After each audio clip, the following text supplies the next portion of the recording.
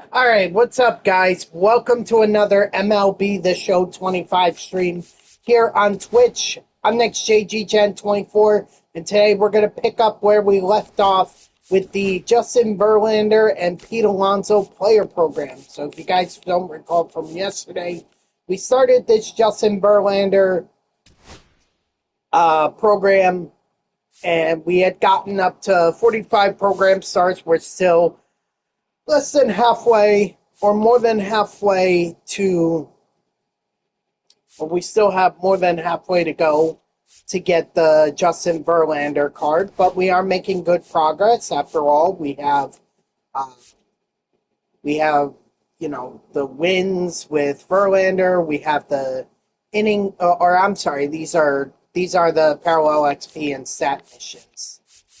The only ones we really need to do here are Detroit. And we're going to use the Justin Verlander awards card for this. So, that's the way I see it going anyway. What's up, Woogie? No, we lost. We had a 6-0 lead. Fourth inning, gave up 9 runs. I wish I was kidding about that. I wish I was. But that was a worst-case scenario for the Mets. Braves always play the Mets tough. I don't understand what it is about the Braves, but whenever they face the Mets, it's like the World Series for them. I mean, there is pure hatred there. There is pure hatred. But the other one we're also doing at the same time is Pete Alonso's program that highlights him becoming the Mets' all-time home run leader. Mariners are having a bad series in Baltimore, losing 5-0. Look, take it from a Mets fan. The worst thing that could happen to the Mariners right now is they go on a similar collapse that the Mets are on. So what the Mariners have to do is find a way to get out of the rut and get back to winning, because if they don't and they fall to a similar case like what the Mets are doing, it's gonna be a long winter for them.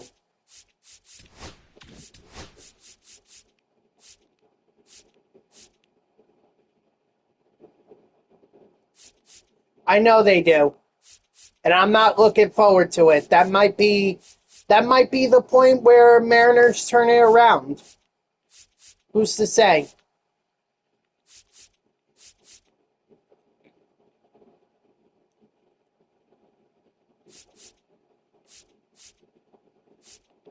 I can tell you, Mets-wise, the biggest thing that's affecting this team right now is their rotation. The fact of the matter is, this is not a starting rotation. Okay, so we're screwed, basically.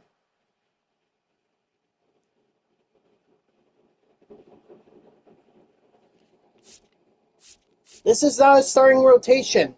This is a bullpen rotation. Aren't those 3 of the best pitchers the Mariners have? If those are 3 of the best pitchers, I don't see how the Mets are going to be able to get runs off of them. And that's their biggest struggle. Whenever they face really good pitching, they can't hit.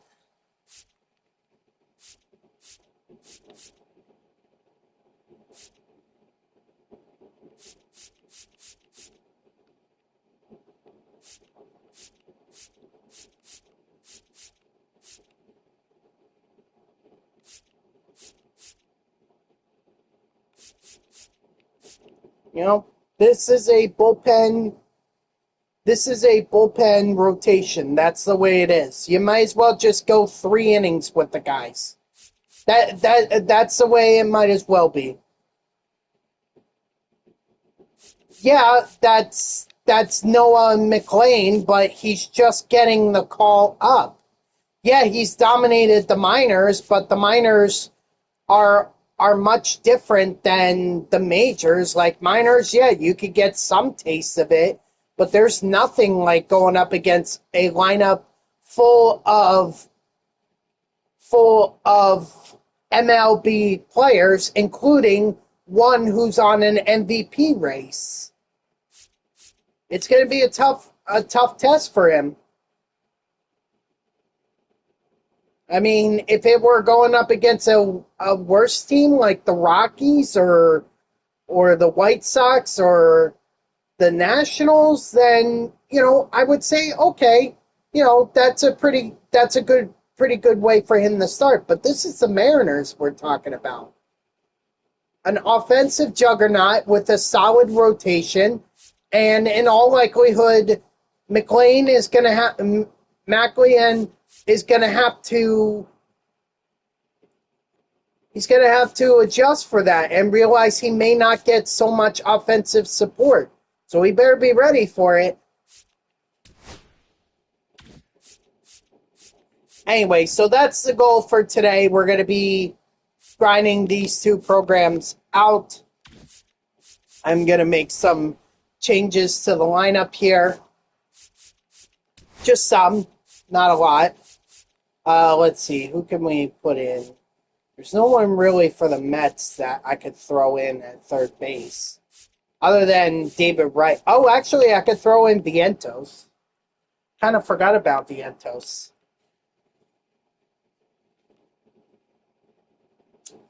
Let's see, do I want to throw Vientos in?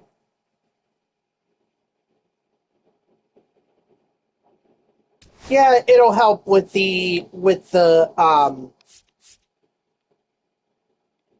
it'll help with this, grinding the Alonso's program.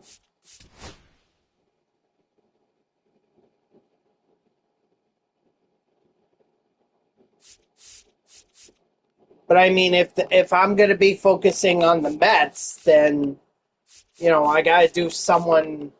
I got to do another Alonso card, which the 90 overall one is the only one I haven't really touched.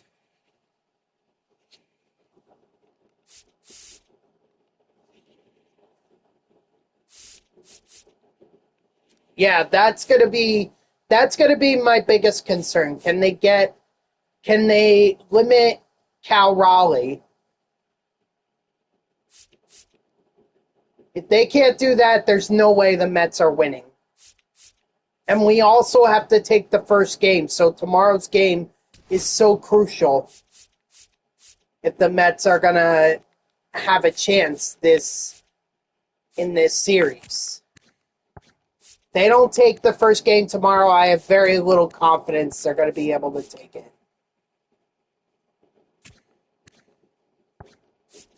Yeah, you're just building my confidence more and more that the Mets are going to have are going to break out against the Mariners. Just throwing that out there. Anyway, did you want to do our game before I hop into a game here?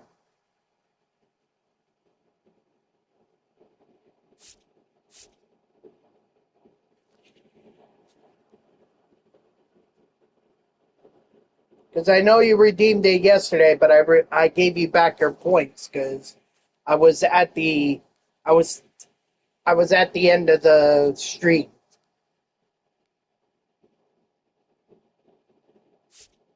Oh, so wait, why did you redeem it yesterday if you weren't home? Oh, I'm sorry. Then that's bad timing. That's bad timing on my part. I'm sorry. Dang. Okay, all right. At least I redeemed your points or gave you back your points. So at least there's that. No, Saturday I'm not streaming. Saturdays and Sundays I need to be off streams so that I can sleep. So Saturday I'm not streaming. Yeah, it's gonna have to be Monday. All right. Well, with that out of the way, what do you say we go ahead and start a play versus CPU game?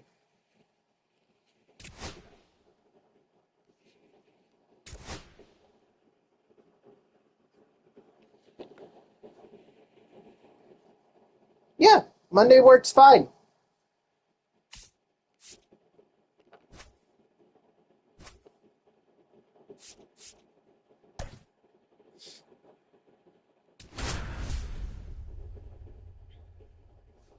Gotta get my radio. I gotta get my. I gotta get my play-by-play commentary voice going.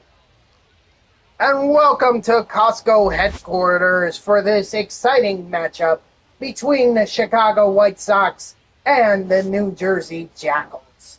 Justin Verlander is on the mound for the Jackals, and he'll look to start strong against the Chicago White Sox. He's got good velocity, good hits per nine, good walks per nine, and good strikeouts per nine.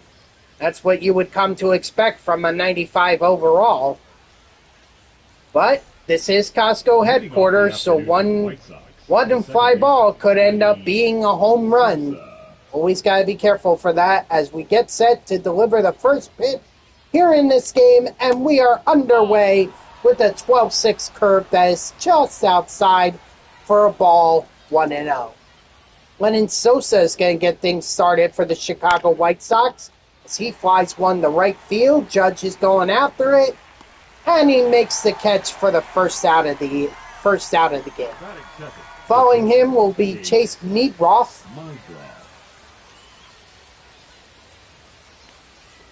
As he takes a fastball up in the zone for a strike 1-0-1. Oh, well, thank you. I appreciate that. To the listener who said that I sounded like the Mets announcer as Meadroff flies out to left field for the second out of the inning. That will bring up Mike Tauchman. Who had a very good first half of the season for the Chicago White Sox. He's going to swing and miss at a fastball that's on the outside part of the zone for a strike, 0-1. He's also going to take a fastball that's inside for a strike, 0-2. Justin Verlander looking to strike out Tauchman to end the inning. And Tauchman is going to foul that circle changeup. So he's staying alive here. Verlander goes to the circle changeup again, and he's going to get him swinging and missing, strike 3, sit out. No runs, no hits, and no errors in the inning. And it's the New Jersey Jackals who are going to come up to bat. And they're going to meet Aaron Civale. Civale doesn't have a great hits per nine or K per nine rating, but he won't walk a lot of guys, and his velocity is actually pretty good. So you got to be careful of that. As the first Jackals batter to greet him will be Francisco Lindor. And he's going to take Civale deep to left center field. No one's going to catch it. It's in the parking lot. Lands in the trucks back in the pickup truck. And it's going to be a 1-0 lead for the Jackals. As Riley Green is now going to come up to the plate. He's going to take a ball or a strike that is low in the zone, 0-1. What a way to start off for the Jackals, able to get a 1-0 start as Riley Green fouls that off to the left side, and that will be an 0-2 count. But he's going to straighten this one out past the second baseman for a base hit into center field, and Riley Green finds himself aboard for the second hit of the game as we bring up the now New York Mets all-time home run leader in Pete Alonso. He's going to take a cutter in the outer part of the strike zone for a strike, 0-1. Pete Alonso recently making Mets history In fact, that's that's the card that we're grinding for, as Alonso takes a fastball that's high for a strike, 0-2. He's going to ground the ball past the shortstop. He's going to find a hole for yet another base hit. So Pete Alonso, I'm sure the fans were expecting a home run there, but hey, you can't be too upset about a base hit. As Aaron Judge is going to ground to the third baseman, who overthrows the second baseman. Looks like an easy double play. Throws it on, the right fielder throws it to third. No shot at home plate, and the Jackals are going to score another run. So Aaron Judge being bailed out by an error there by the third baseman. And Cal Raleigh is now up to bat as he takes a sinker that's low for a ball, 1-0. And then he's going to drive this one to deep right center field. The fielders are going to look up. It hits the lights, and it's a 3-run homer for Cal Raleigh, his 20th on the year. Jackals go up 5-0. And Vientos is going to follow up with his own home run to left center field. That's going to be in the parking lot. Somehow managed to avoid one of the cars that are parked out there in the parking lot. But Vientos has his first home run on the year. And just like that, Aaron Savali is out of the game. They've seen enough. They're bringing in Tyler Alexander. Well, we just got a question from a listener who is wondering why Pete Alonso's nickname is the Polar Bear. I'll be more than happy to look up that information as Ted Williams takes a cutter that's outside for a ball, 1-0. And he's also going to take a cutter low that'll put the count at 2-0. And he's going to line this one to the second baseman. The second baseman can't catch it, but he knocks it down and throws it over to first baseman for the first out of the inning. So after 6 batters, the White Sox finally get their first out of the inning as Brendan Donovan cuts short the celebration and drives this one to the parking lot in left center field. Brendan Donovan with his 22nd home run on the year. The Jackals increase their lead to 7-0. Now up to bat will be Cedric Mullins, the newly acquired Met, as he's going to take a ball that is outside, 1-0. That was a cutter thrown by Tyler Alexander there. Cedric Mullins not wasting any time getting acclimated to his new team as he takes a circle change inside for a ball, 2-0. And he's going to chase the cutter on the outs, low and away. It's going to be a grounder to the second baseman. It throws it on the first, and that's the second out of the inning. The lineup turns over. We have batted through an entire lineup, and Lindor is going to ground this one to third base, who's going to throw it over to first, and gets the third and final out of the inning. But not before the damage was done. The Jackals, 7 runs, 6 hits on 1 error for the White Sox, and now the White Sox get their chance to do some damage. They'll be expecting a lot from Andrew Benintendi. Verlander sets and deals. He's going to throw a fastball low in the strike zone, 0-1 count. And Benintendi's going to fight off this circle change. That'll make it 0-2. Facing down a potential strikeout here. And he swings and misses over the top of a 12-6 curve. Strike 3, sit down. Michael A. Taylor will be the next one up to face Justin Verlander.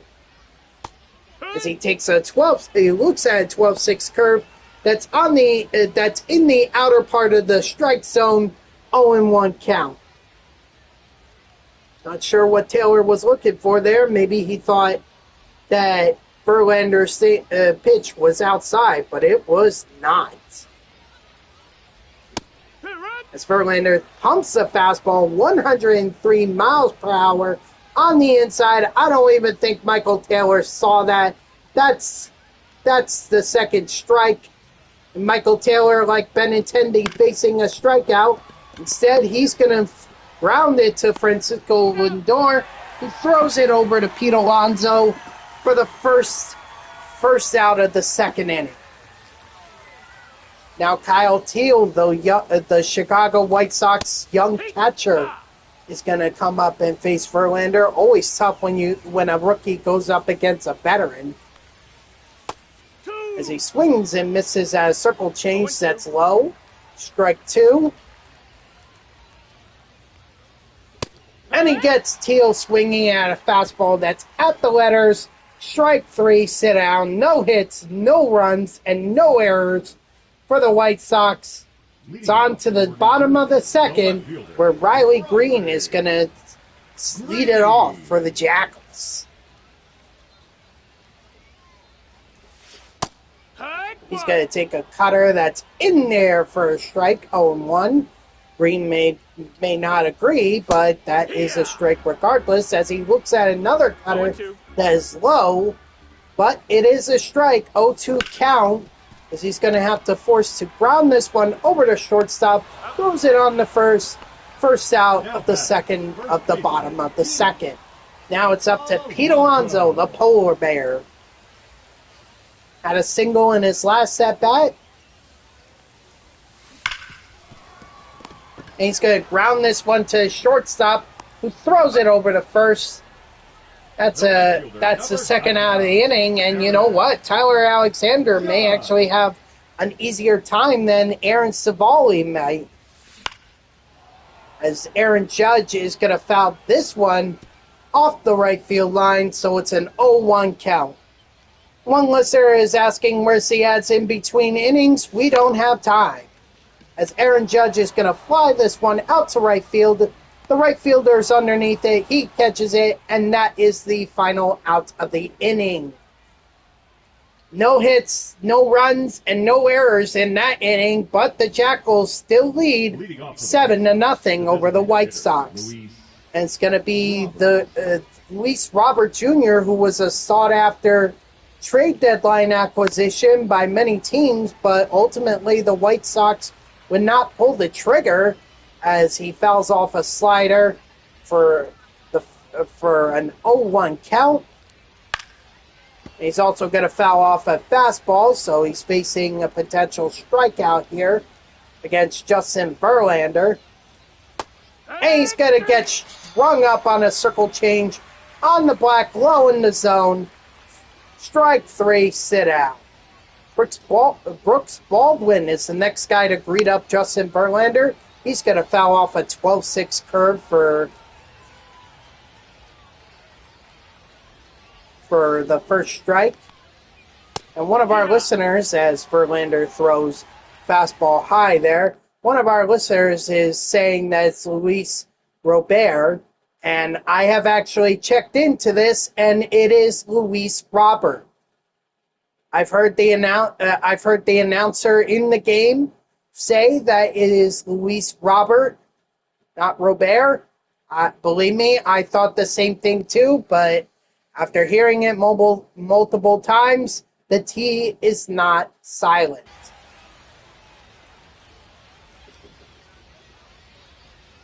Verlander kicks in deal, circle changeup, blowing away in the zone for his 5th strikeout of the game. Now Tim Elko is going to be up to bat as Verlander looks to go through the lineup for the first time without giving up a hit. So he'll get Elko swinging at a circle change, but the second circle changeup pitch does not fool Elko. It's a 1-1 count. He's going to blow a fastball right by him at the letters for a strike, 1-2. But he misses again with the circle change, low and inside. It's a 2-2 count. And misses with the fastball up and away. Verlander might be having some trouble here. He doesn't want to walk Elko. And he doesn't. He rings him up on a fastball right on the black in the zone. Strike 3, sit down. No hits and no runs for the White Sox. No errors for the Jackals. Cal Raleigh is going to be the first batter to greet Tyler Alexander in the 3rd inning. As he's going to foul off a fastball that was a little high. Probably should have let that go. It's an 0-1 count. But he's not going to miss this cutter right down the middle. He's going to drive that to left field or to center field. Center fielder's going to get it, but it's not before it takes a few bounces. Cal Raleigh is on base, setting up a prime opportunity for Mark Vientos to be able to hit a home run and drive in 2 runs, extend that lead. As he fouls off the first pitch and the second pitch, he's going to fly out to right center field. The right fielder is underneath it, first out of the inning. And now we're going to bring up the Boston Red Sox legend, Ted Williams, one of the most prolific hitters in baseball history. As he takes a cutter that was at the letters for him, probably mostly at eye level for most batters. Either way, it's a 1-0 count. He's going to go down in the zone, get this circle change up, and drive it to center field. Bounces in front of the center fielder, and Ted Williams is now on base. Brendan Donovan with runners on second and first.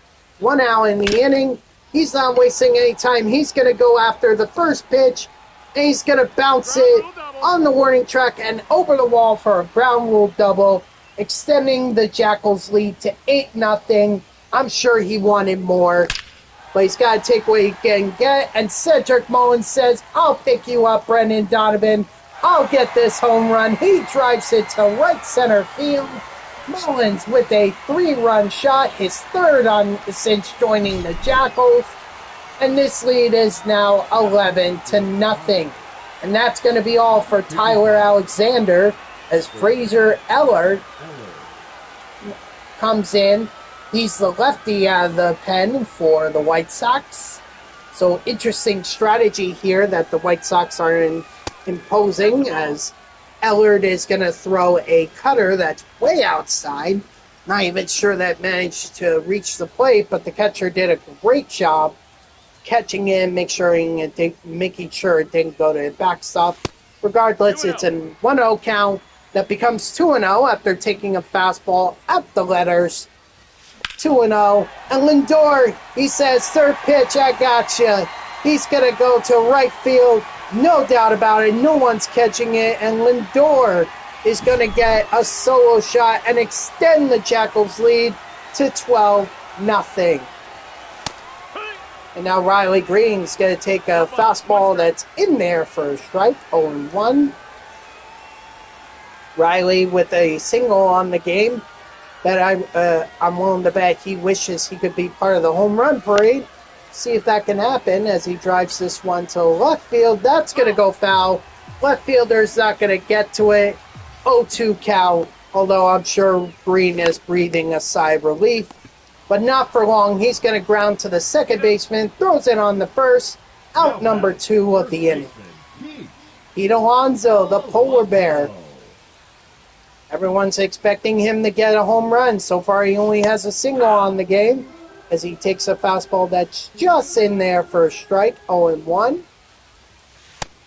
He's going to take another fastball. This time it's low in the zone, or low outside the zone, ball 1.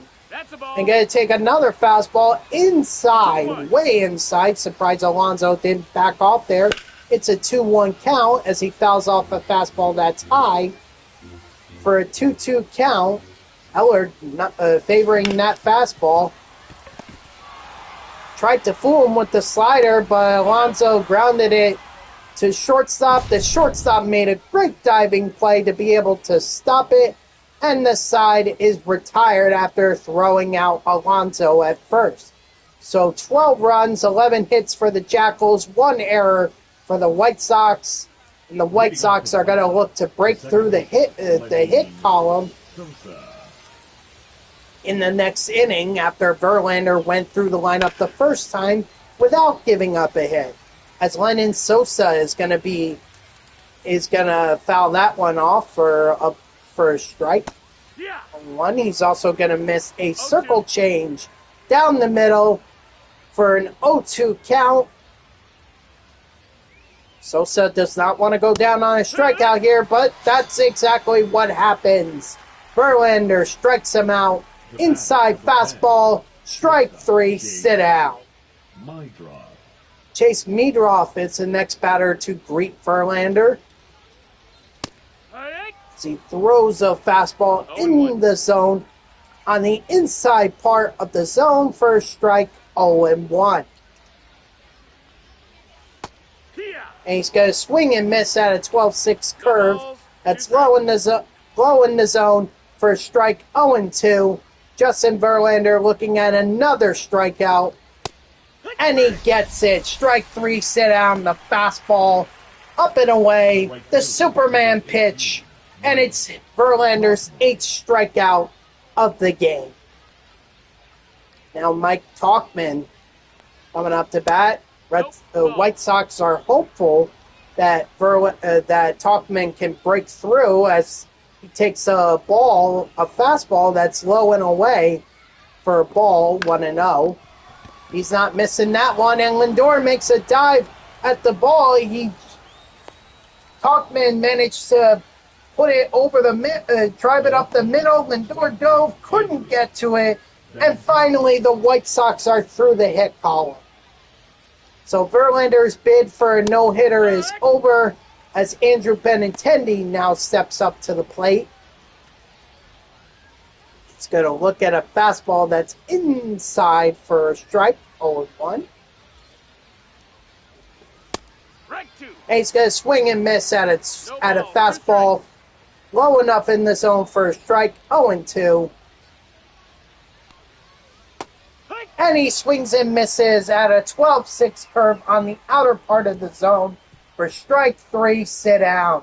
So the White Sox don't score, but they do get through. They do get on the board for the hit column. 1 hit and no errors for the Jackals. Aaron Judge is going to be the first batter of the inning for the Jackals.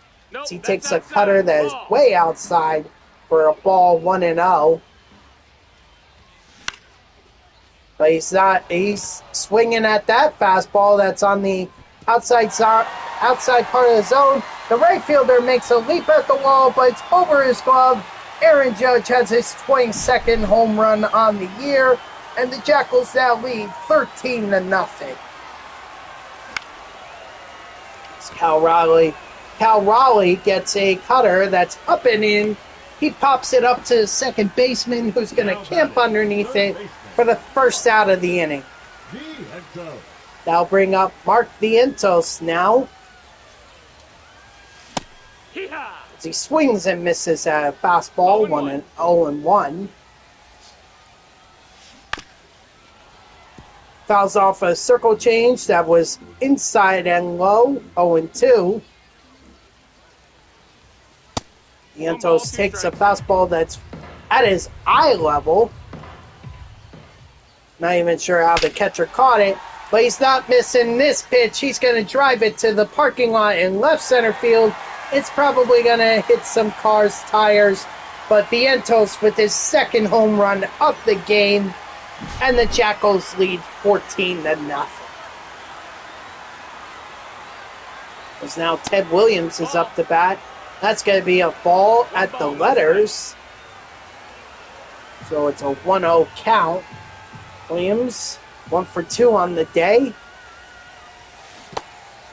Swing and miss at a slider that was in the dirt. Not sure what Williams was swinging at there, but he takes the first strike at the count, but also takes a slider outside for a ball. Fouls off a fastball, so we're at a 2-2 count here.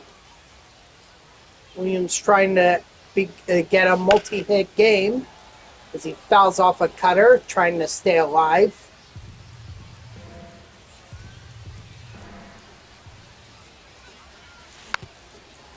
and manages to make contact with a slider that wasn't even in the zone to stay alive. Again, not sure what Williams was swinging at there. He does lay off the slider for the third time for a 3-2 count. Take your base, ball 4. And then Ellard's going to try and pump a fastball up and in, but it misses, so Ted Williams has a walk. That'll bring up Brendan Donovan, who has a home run and a double in this game so far, as he takes a fastball that's low and in for a strike, 0-1.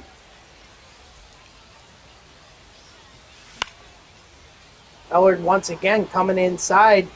Donovan's going to pop it up in foul territory. The third baseman is under it, and he makes the catch for the second out of the inning.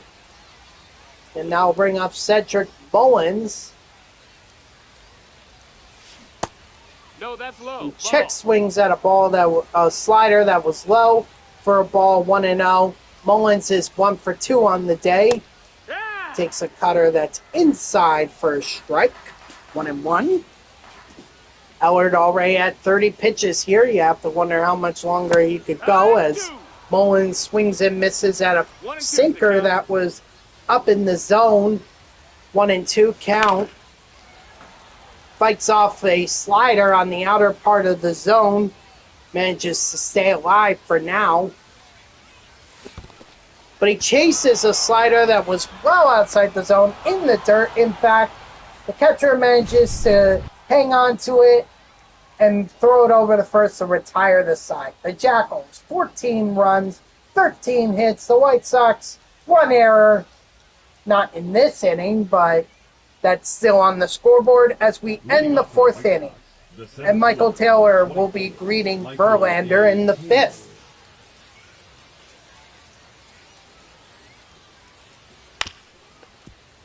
Taylor is going to ground one to Lindor at short. He's going to throw it on the first to Alonso at first for the first out of the inning as Kyle Teal comes up to bat. He's going to take a fastball that's just outside for a ball, 1-0. But he's going to chase this fastball also outside, but he chases it for a strike, 1-1. And he's going to check swing, but it was a strike anyway. A fastball low and inside. A 1-2 count. And Verlander's going to get him chasing a circle change. He actually swung very early, looked very silly. And that's Verlander's 10th strikeout of the game. We got 2 outs here in the 5th inning as Luis Robert Jr. is coming up to bat. He takes a fastball that is low in the zone for a strike, 0-1. And then he's going to take a fastball that's inside for a ball, 1-1. Foul off this fastball to the right side. Got a 1-2 count, staring at a potential strikeout here. And that's exactly what Verlander gets. Pumps the fastball middle in, and Taylor can only just watch it as he strike 3 sits down. Well, we got a pitching change here before the bottom of the 5th inning. Cam Boozer is coming in for the White Sox. Guess they saw enough. They saw enough of Ellard and wanted to bring in Boozer. They did make Ellard throw over 30 pitches, so I'm sure that had to do with the decision to bring in Boozer here in the 5th inning. He'll be met by Francisco Lindor, who takes a fastball that's up and in for a ball, 1-0. Lindor 2 for 3 on the day. That's a ball. As he takes another fastball that's this time low and away. And it's a 2-0 count.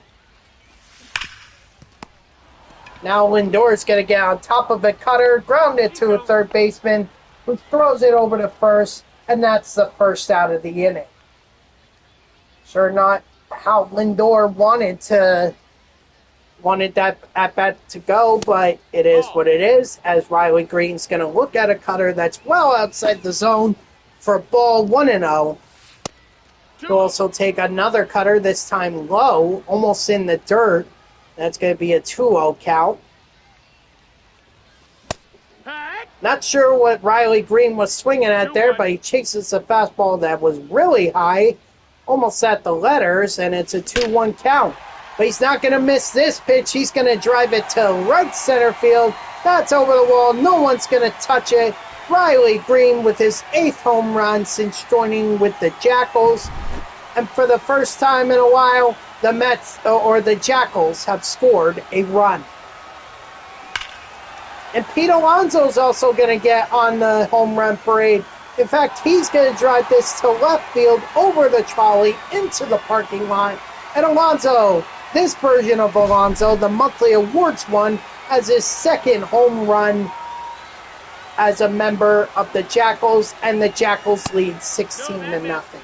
Aaron Judge is going to look at a cutter that is high somehow, but it is high for a ball, 1-0.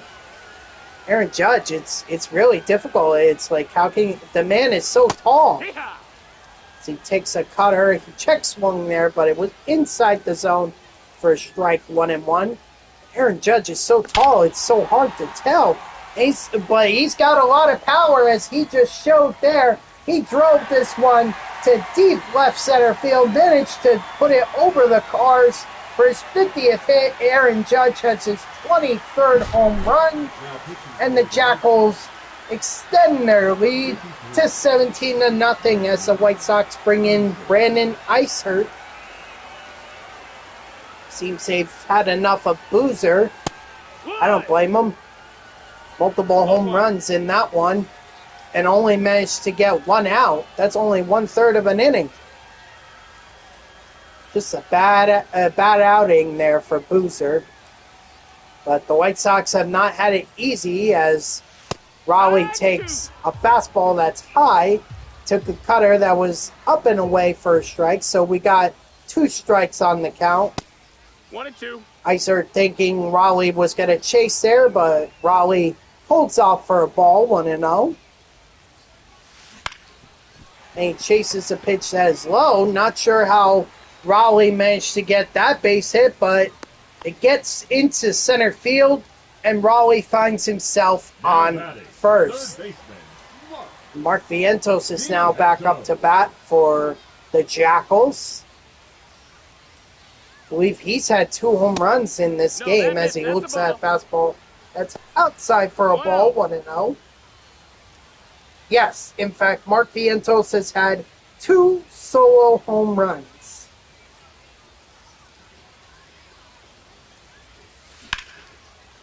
Let's see if he can make it 3 here. He drives it over left field, but the left fielder has robbed him, leaping at the wall to make the fantastic play. And the White Sox have the second out of the inning. Somehow the right fielder was able to time this perfectly. That's actually Mike Talkman playing right field. He was able to rob Vientos of that home run.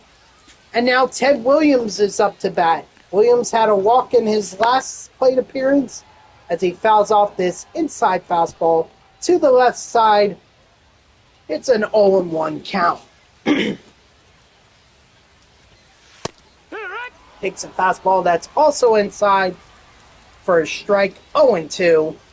Iser not trying to waste any time here. He wants to get Ted Williams out of this lineup and get the White Sox out into the dugout to get for their next few. It misses at a fastball that was inside for strike 3, but not before the Jackals do some damage. Aaron Judge with the towering home run.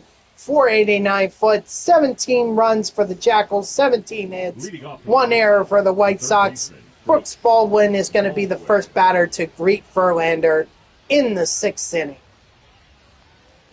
I know Verlander gave up that no-hitter already, but he has looked good ever since as Baldwin fouls off a fastball that's up and away.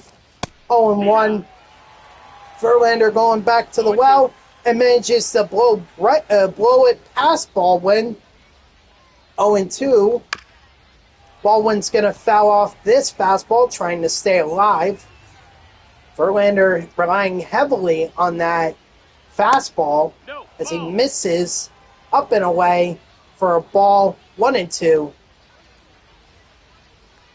But that fastball has been Verlander's pitch as he gets Baldwin swinging and missing at a 12-6 curve that was in the dirt. And it's a strikeout. His 12th in the game. We got the first out of the 6th inning. And Elko is going to look at a fastball that just paints the black on the zone for a strike 0-1. Misses, Verlander misses with the circle change there. Low. It's a 1-1 count. Blows the fastball past Elko. Elko, I don't think, had a shot there to be able to get it. And it's a 1-2 count. And he's going to blow a fastball high at the letters, at the chest. And we got the second out of the inning. Strike 3, sit out. Now it's Ledin Sosa, so the lineup has turned over for the third time in this game for the White Sox. No, that's outside. He looks at a fastball that's outside, 1-0.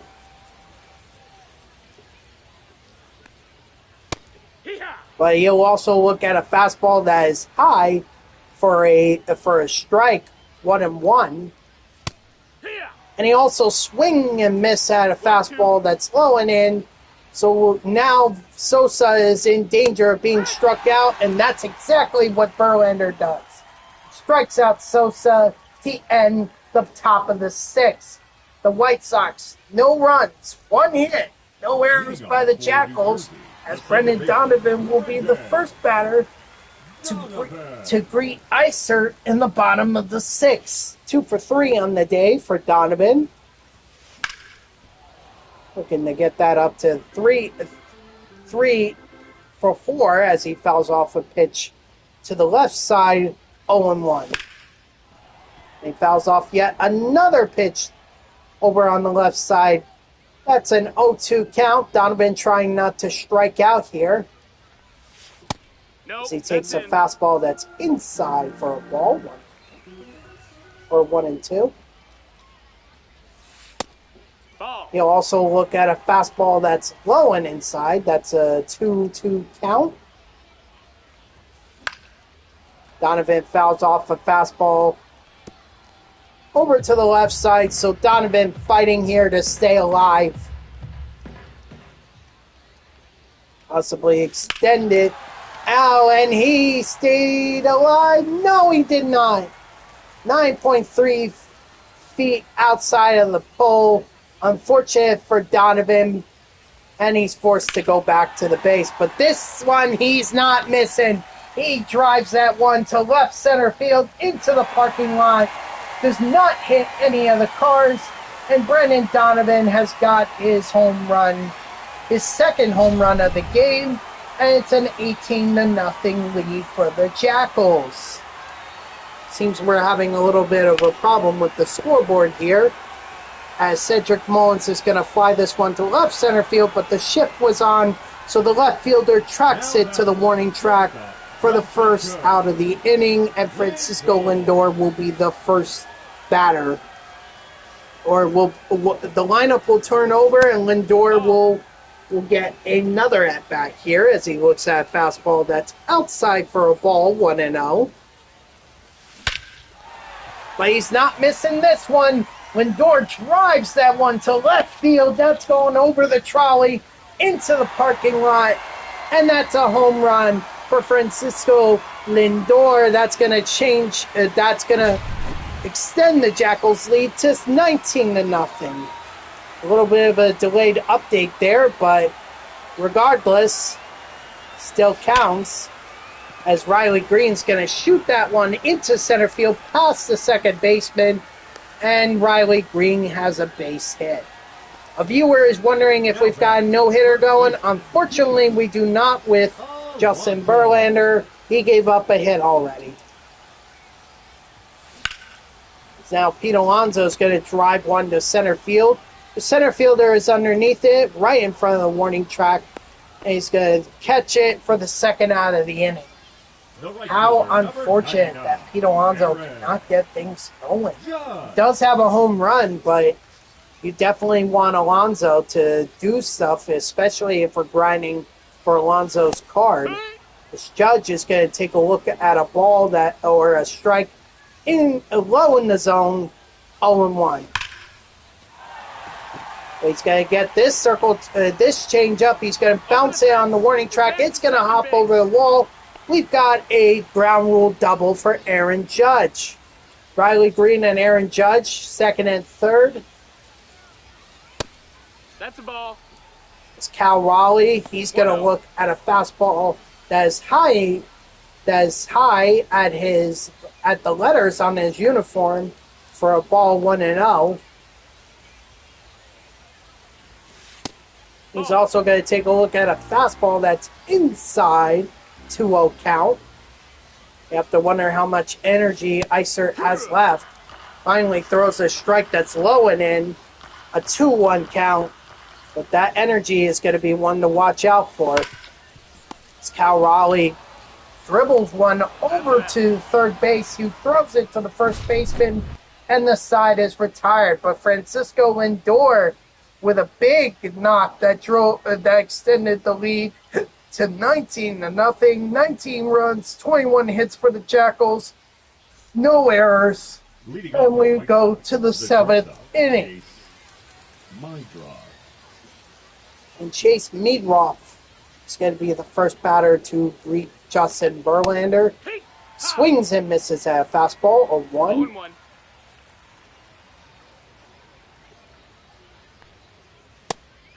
And we'll look at a fastball that's up and away, a Superman pitch for a strike, 0-2.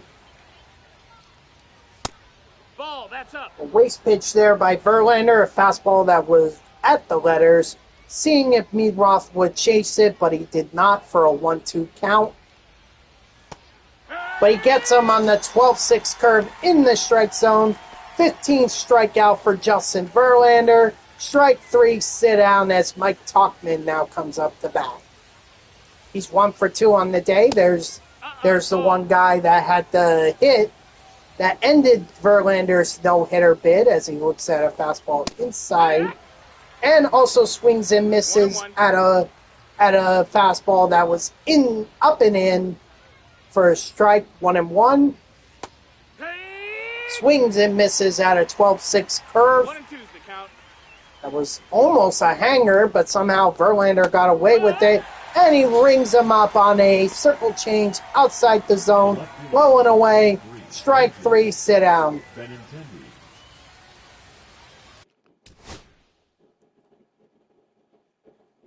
So, one of our listeners is wondering if Tauchman had played for the Chicago Cubs, but I'm looking at the lineup card here, and it says that Tauchman is in right field for the Chicago White Sox. So maybe he did play for the Cubs before he went to the White Sox, but for now, he's in the south side of Chicago.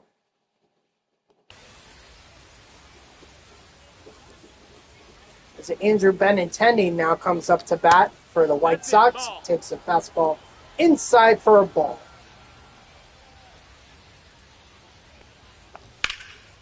He's going to drive this one to right field, right in front of Judge. Judge is not going to be able to dive for it. He's just going to wait for the ball to land, play it. Benintendi finds himself on board. So that is the second hit for the Chicago White Sox. Michael Taylor is now at the plate. He takes a fastball that's up and in for a strike. 0-1. Fouls off a fastball that's up and away. And now Verlander looking to put Taylor away. He does with the slider, low and outside. Strike 3, sit down. For the Chicago White Sox, no hits, no runs, 2 hits. And the Jackals have no errors. And we have a pitching change for the White Sox. Jordan Leisure is going to come in for them. And the first batter he'll face is Mark Vientos, who already has 2 home runs on the game.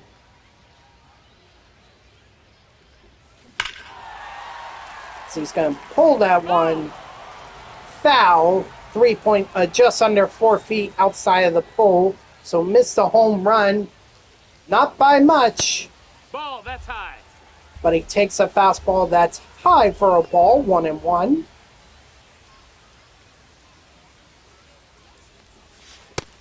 Takes another fastball, this time inside for a ball, 2-1.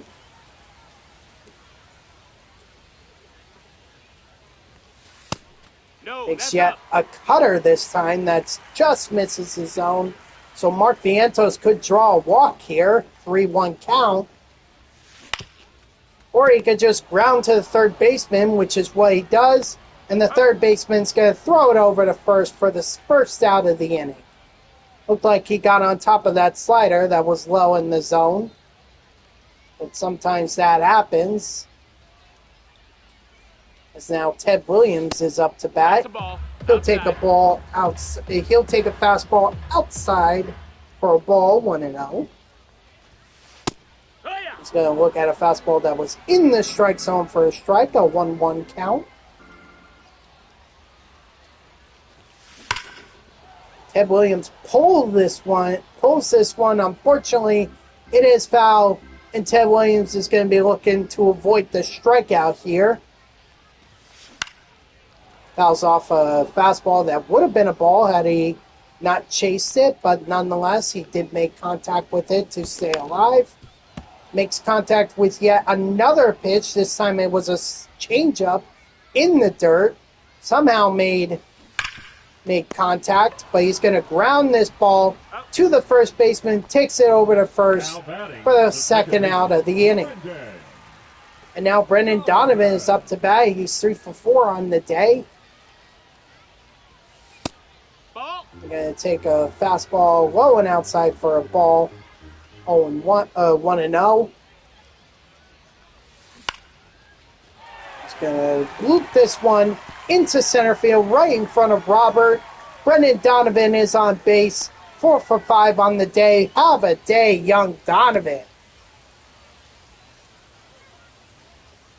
Now Cedric Mullins, who only has one hit, but that changed immediately as Cedric Mullins drives this one out to center field.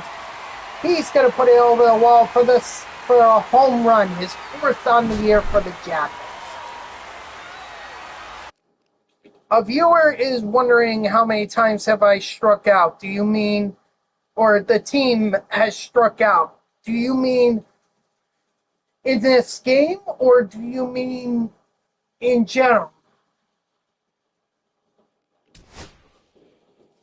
Ugh.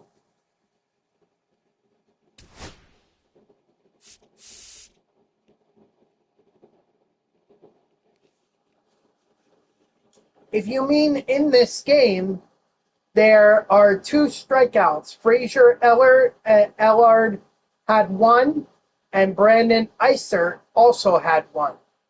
So 2 strikeouts in this game for the Jackals. Not a team that strikes out a lot. The only way you're getting them out is if you put the ball in play. Very rarely will they ever strike out. It does happen, as Lindor fouls off this changeup for the first strike. But he's not going to foul off this pitch. He's going to drive it to center field over the batter's eye, and that's in the parking lot for a home run. Lindor with his 16th on the year. And that's all. That is all that there is for Jordan Leisure. Only got 2 outs before they went to Steven Wilson, the Chicago White Sox, that is. And now Wilson will look to get out of this inning and get it to the 8th. As he gets Riley Green swinging and missing at a fastball for the first strike.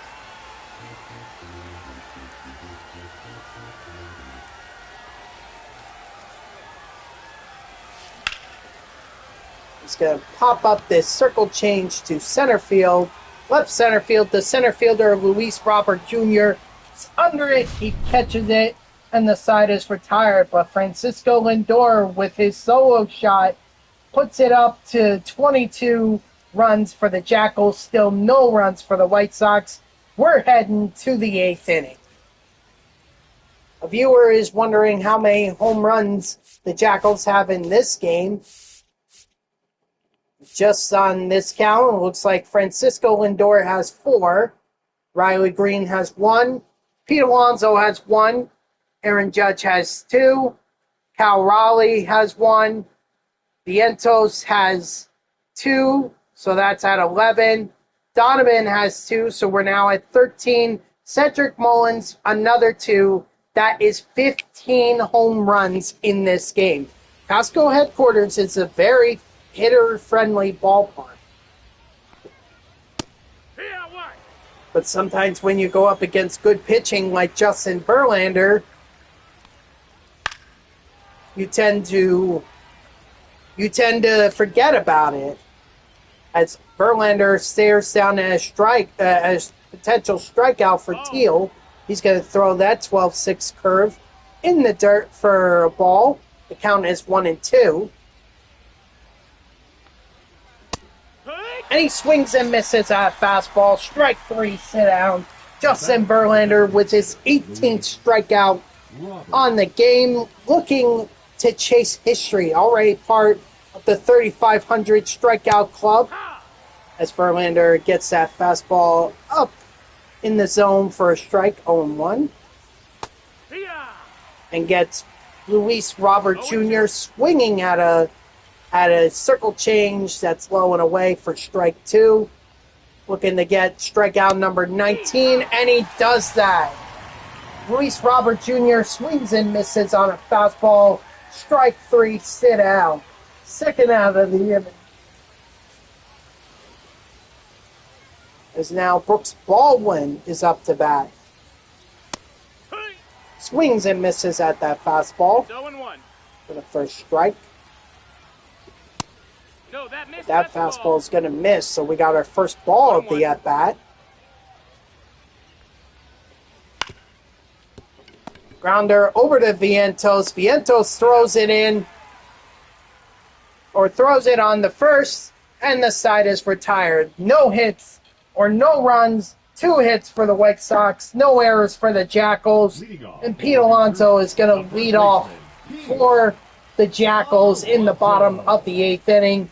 Looking to get some more parallel XP as he swings and misses at that fastball for the first strike. A listener is wondering if this is the only game that I will be announcing. That depends on the reception that I get of it. If you guys like it, then I will keep doing it. If you guys don't like it, I can stop. As Alonso looks at a fastball inside, first ball. And he swings at a fastball that was inside. Same pitch, I believe. A 1-2 count. Alonso does not want to go down on strikes here. He's not going down on strikes, but he is going down on a flyout to right center field. The right fielder was playing the shift, and he was right there to get the first out of the inning. Aaron Judge now up to bat.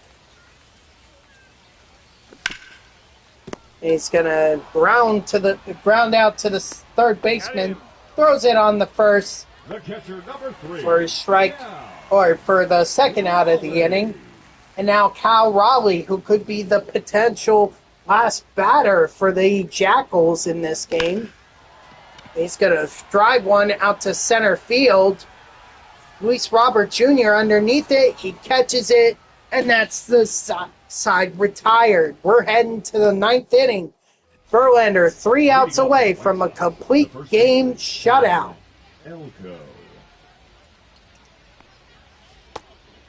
As he makes Elko swing and miss at a circle change, says in the zone, 0-1. Now a fastball in there for an 0-2 count. Elko, is he going to strike out? That's a ball. Not on that pitch. That was up and in for a ball, 1-2 count. And Verlander strikes out Elko for his 25th strikeout on the year. Strike 3, sit down. As Sosa will now bat for the White Sox. He looks at a fastball that's up in the zone. Strike 1. Also looking at a fastball low and away this time. 0-2 count. Verlander looking for that strikeout. Hasn't found it yet. He did get the 20th strikeout. Can he get the 21st? That slider misses outside. He's going to have to be a little bit smarter here with it. And there we go. Strikeout number 21 on the game for Justin Verlander. History is made. We got a new strikeout game leader. As Meadroff is going to foul that one off to the right side for the first strike. Going to foul one off again. An 0-2 count. Is this how Verlander is going to finish off the White Sox with a strikeout? It is. Strike 3, sit down. 22 strikeouts for Verlander. What a performance. A complete game shutout. And the Jackals win this game 22-0 over the White Sox. This has been the Jackals Sports Radio Network. I'm NextJG Gen 24. Let's see. Okay, Woogie, it's all right. I just want you to chat more than focusing on the game like you do. Hey there, Peach. Sorry, I didn't mean to ignore you. I was just a little busy trying to announce the game. I don't know. Here's the struggle with me, okay? Some games, it just feels like I have nothing else to talk about. And so the announcing is a way for me to be able to,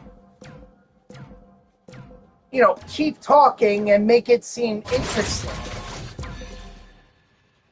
I just, I get it. I could always pause the game and then come back to it. I could always do that. I don't think that's an issue.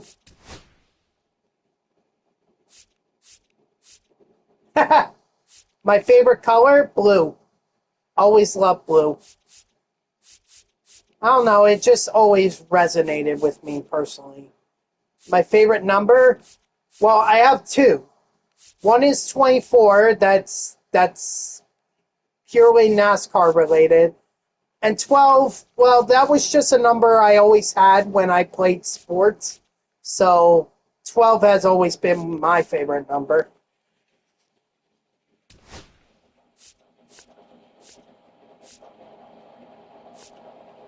We're making pretty good progress here with Justin Verlander. In fact, we may actually get him.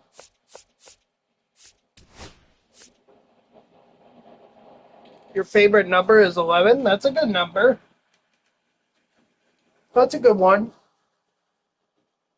But I mean, to me, 12 is meaningful. Because 12 eggs in a it's a baker's dozen, right? 12 eggs in a baker's dozen? Or is it 12 a dozen?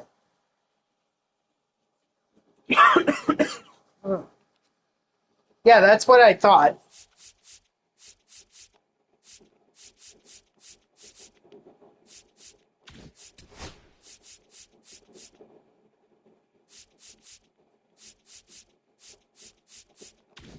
I could probably just do a bunch of conquest games to get Verlander's mission done. Nice. Nice try. That's not happening. You can ask it, but my response is, nice try.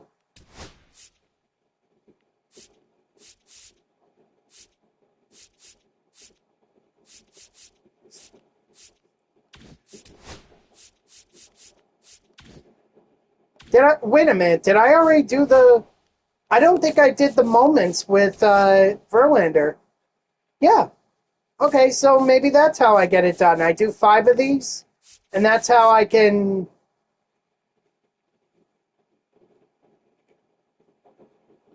That's not an IP address. That's your actual address, isn't it? Will I be playing Madden on stream? Most likely not. I'd rather just stick to MLB The Show. I will be playing it. I just won't be doing it on stream. So I think that's how we'll complete this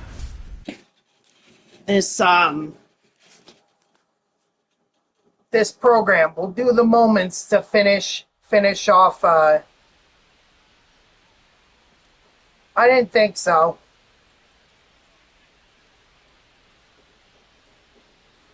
Well, see, Peach, the content may stop, but I actually have another idea for what I'm going to do. I was thinking that I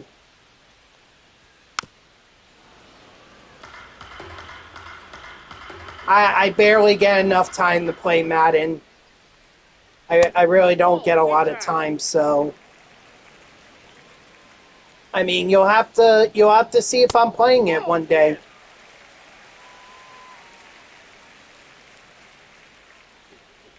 I mean, I'm definitely playing it tonight, but it's going to be quickly do the Madden Ultimate Team daily missions and then get on to, I guess, well, maybe I'll do EA Sports College Football 26. Maybe I'll do that first before I hop on the Madden. Leading off for the Guardians, the shortstop. I thought you said you weren't going to be home until Saturday. That's outside.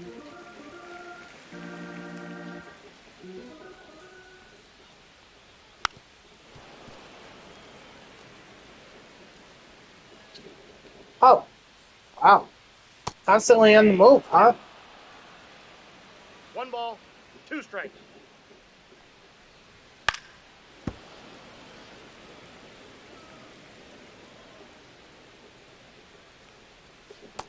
Strike 3, sit down. The center fielder.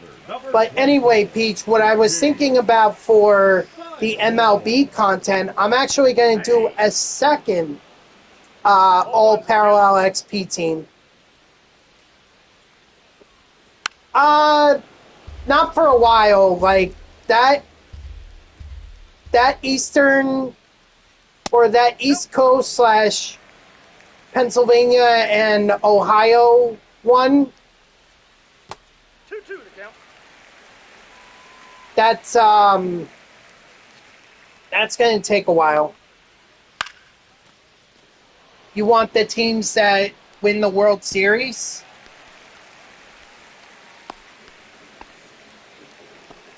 Nah, what I wanted to do was a New Jersey themed team. So basically take players who are from New Jersey and put them all in the same lineup. Guys like Mike Trout, Charlie Morton, Jason Hayward, Derek Jeter, Anthony Volpe, they're all from New Jersey. For the Guardians, the shortstop. Al Leiter's also from New Jersey, too. I do have his live series superfractored, though.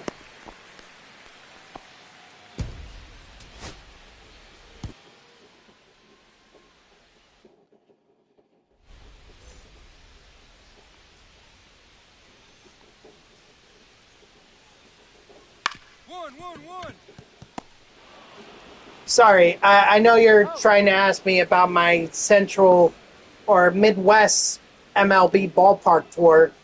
That's not going to be next year. I think I'm going to wait another year. I also want to see if I can get someone to go to Chicago with me, because that's one of the stops is Chicago, and not only for Wrigley Field but also the the White Sox stadium, and I do not want to go to that stadium alone. Actually, I don't want to go to the south side of Chicago alone. So, Ball, that's in. okay, so first day I'm going to start in is Ohio. I didn't go to Cincinnati. So I'm going to start with the Reds and then drive over to Chicago. And then I'm going to go up from there, touching Milwaukee and Minnesota. Strike 3, sit down.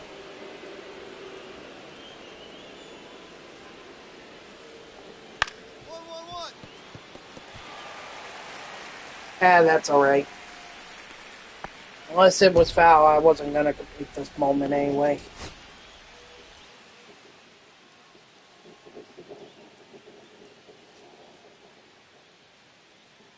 No, not next year. No, and not this year either. No, that's... It's probably going to be 2020. It might be 2027. I do have to plan it out, though. Okay?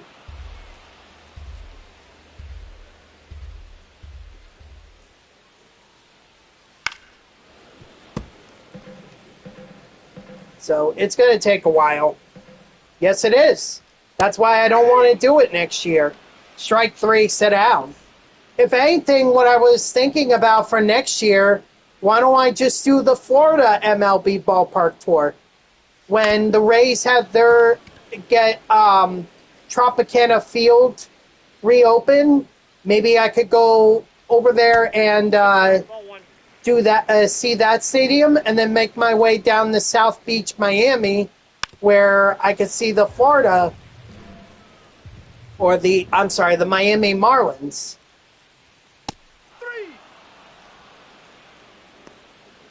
I certainly hope so.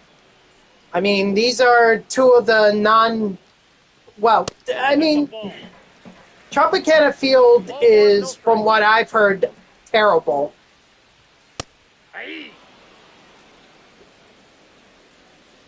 And Lone Depot Park, so I hope it's better than at least Tropicana, but I'm going out there with a open mind. We'll see, because I have to get that all aligned to work out.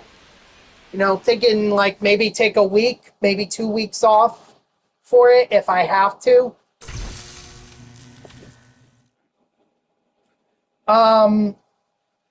The California ballpark tour, that's not going to happen until the Athletics move to Las Vegas, because I'm going to do the entire West Coast in one swing. All right, so I'm going to start in Denver, Colorado, then bounce over to Las Vegas, and then from there go to Phoenix, Arizona, where the Diamondbacks play, then go to San Diego from there, and then to LA, where they have the Angels and the Dodgers, then go up the coast to San Francisco, and then go further up to Seattle. So it's a lot. It's a lot. That's why I probably am going to need a month, but I'm saving that to be at the end.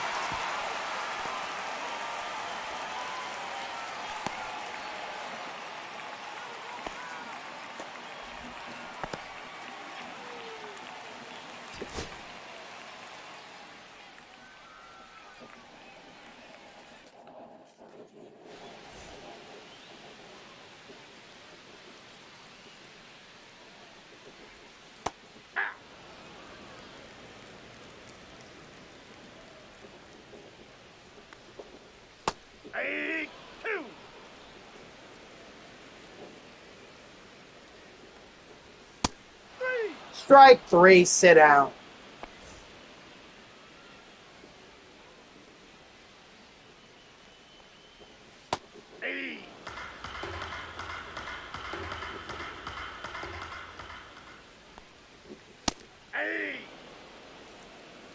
No balls, 2 strikes.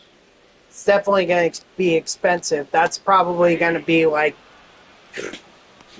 I thought the MLB ballpark tour that I did just this year was pretty expensive, but that West Coast trip, that's going to be a lot of money. Oh.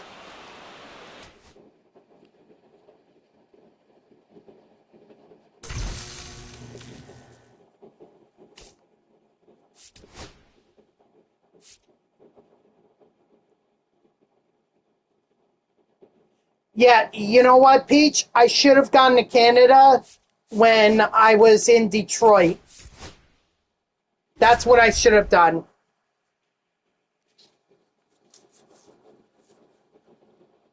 I was saying that I thought if I thought that this MLB ballpark tour that I did this year was expensive, oh boy, the one out west is going to be even more expensive. That's I'm looking at probably double what I spent at in this MLB 0-1's the count. ballpark tour.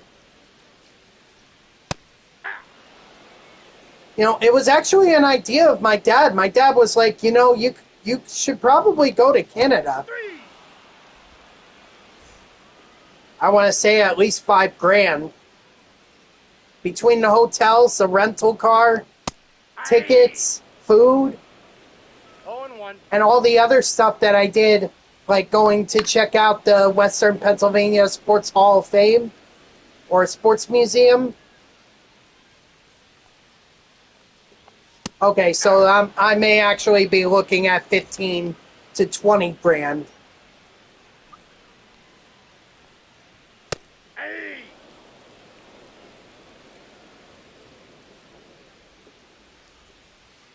Hey. 0-2's the count. And that was just 2 cities, right? I'm rich? That's news to me.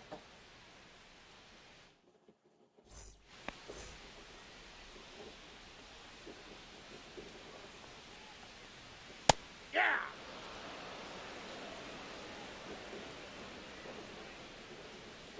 I live in a mansion?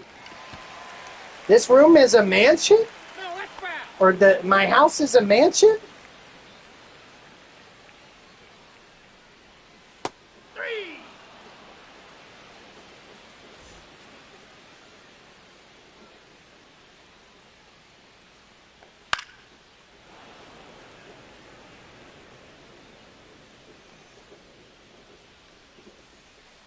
Hey. What? A bowling alley? 1 ball, 2 strikes.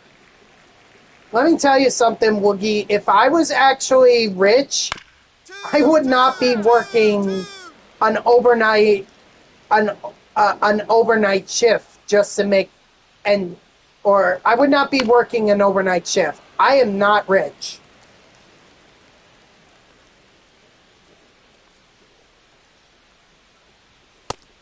Strike 3, sit down.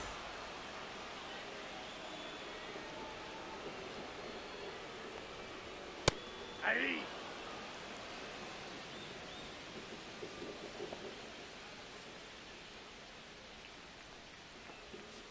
No, I'm not rich. Nope. See, if I were rich, then I would just take a private jet. I wouldn't even be talking about a rental car for the West Coast. I'd be talking about a private jet.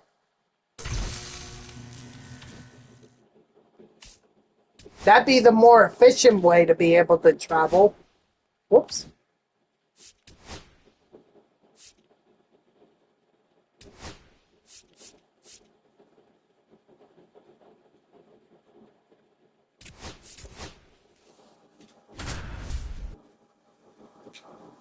Ow.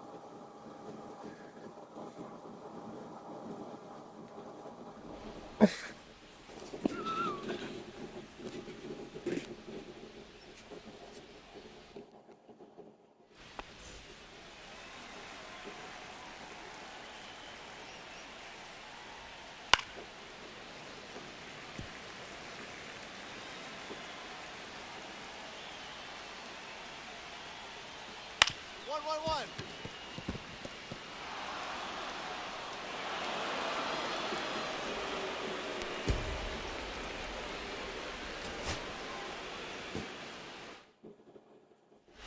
No, I'm not Jeff Bezos.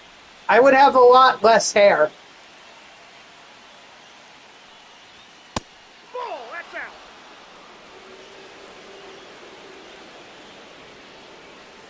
Passan? I wish. But I didn't think Jeff Passan was...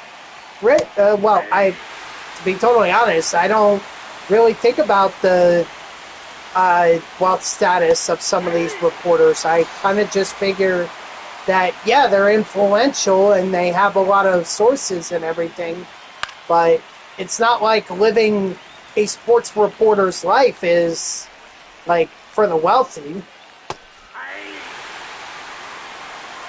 ball, 2 strikes. Dude, I wish I was Jeff Gordon, That's a ball. but I'm not.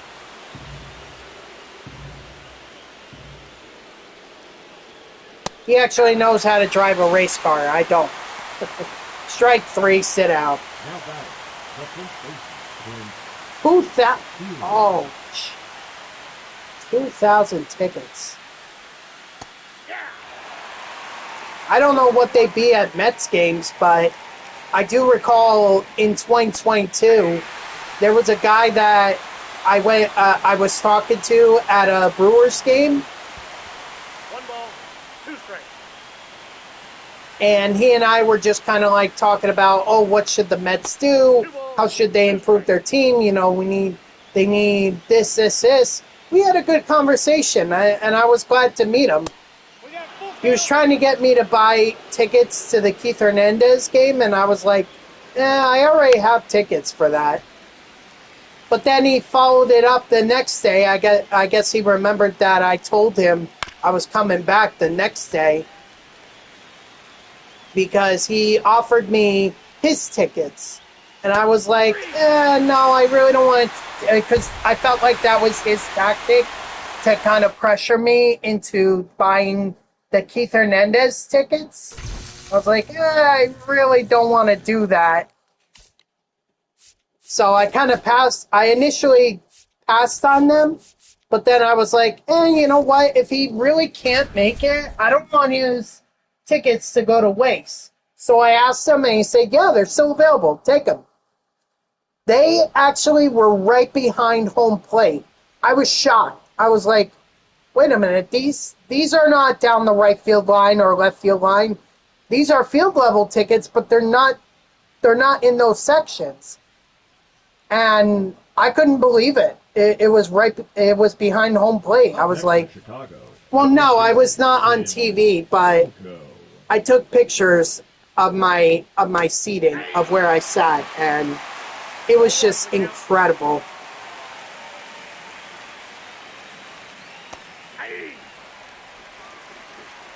No ball, 2 strikes. Man, if I ever saw that guy again, I would thank him a million times over. All right, that's the Justin Verlander program done. So we got milestone Justin Verlander. Now we just got to work on Pete Alonso. We need 30. There are clearly not enough moments here, or enough in the moments for me to be able to do them. So let's see, 3, 6, 9, 13, 17, 21, 25. Yeah, I'm like 5 short.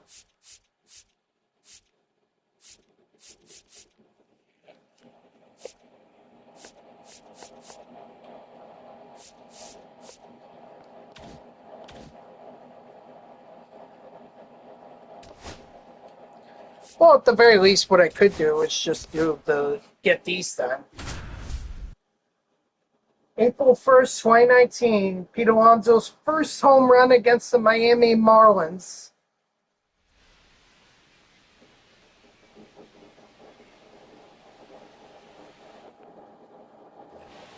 You guys think that the Verlander and Alonso cards are going to be part of the August Spotlight Drop 2 program?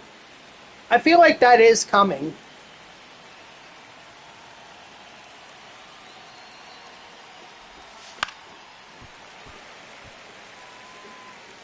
Well, we know the August Spotlight Drop 2 program is coming on Monday. We know that.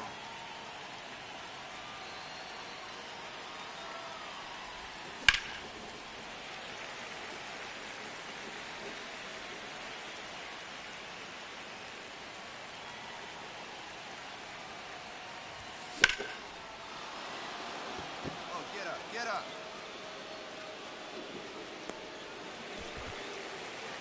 First baseman is still good, but it's better than Alonso for me. I wonder when it's first baseman.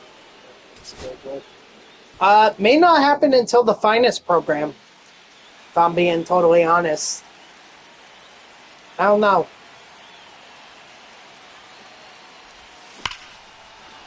I mean, you should try and experiment with as many first basemen as possible. Get them superfractored. See what happens.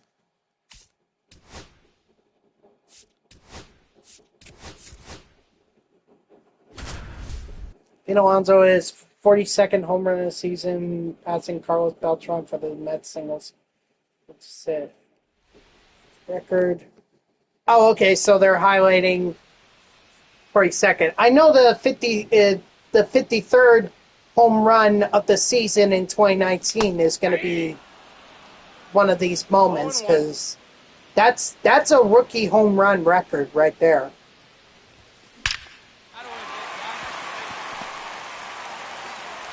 I still hate how Fox announced the home run. It was like,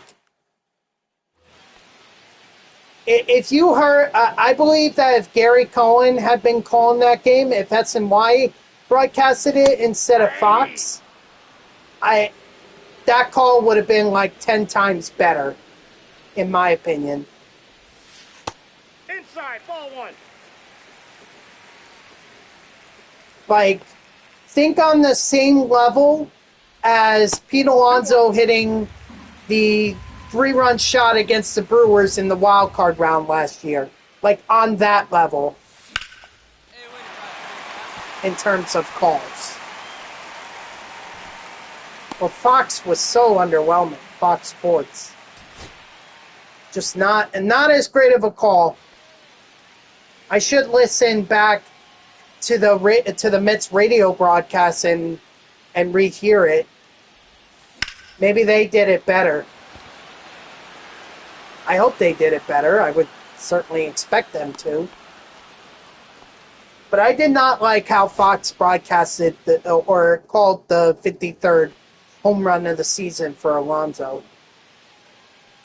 I didn't like it. Hey! 0-1's the count.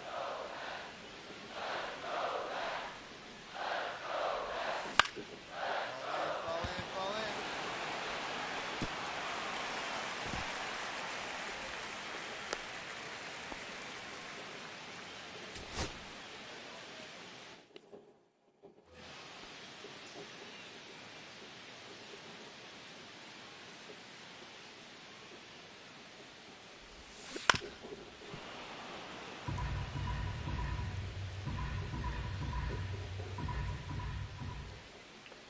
Not gonna lie, all that announcing did a number on my voice. No balls, 2 strikes.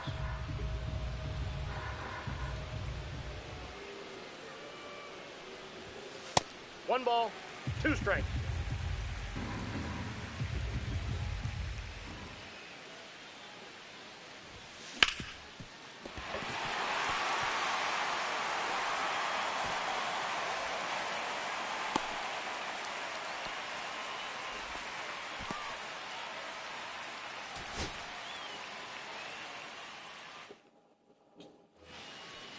Leading up.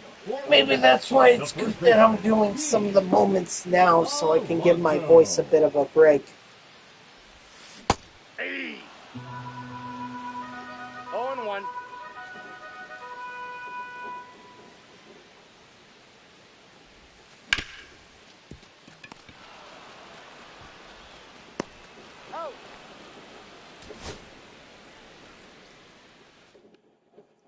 All right, come on, Alonso. I need you to hit a home run.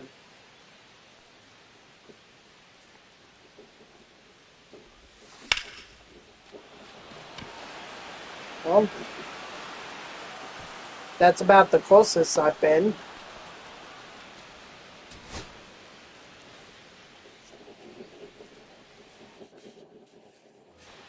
Leading up for Oh. the first baseman, Pete Alonso.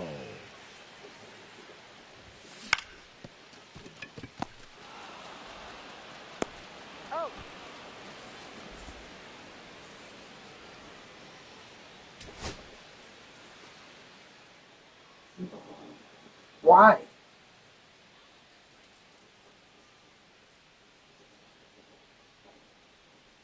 I mean, I know they have to play a series against the Nationals, but, like, why? It seems like they landed so late. Hey! 0-1's the count.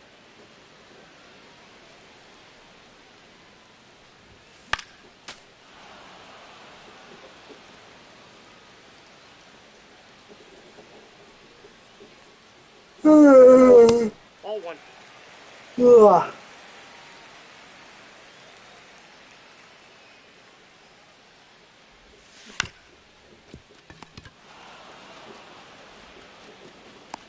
No, he's out.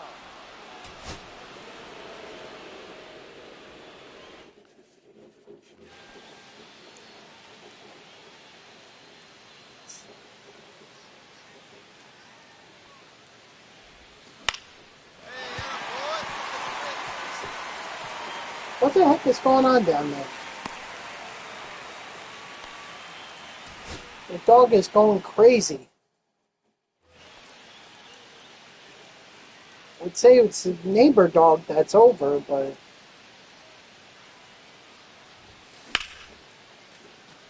Nope, that's gonna get caught. Shot right now.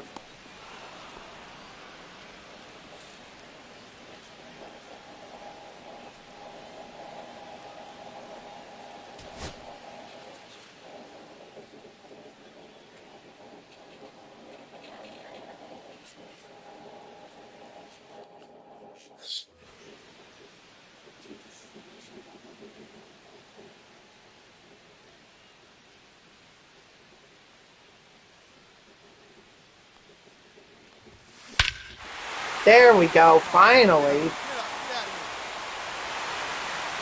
That's the only problem with these moments. You gotta hit a home run, and it's like... It's tough to hit a home run. It takes time. Yep, there we go. Okay, well, that's good.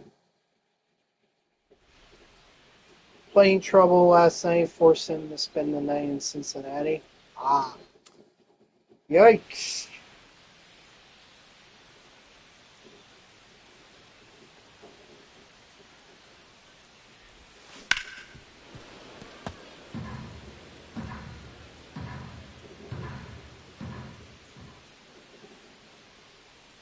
Well, hey, I mean, the 1-1. Braves scored 9 runs against the Mets last night when they were up 6-0.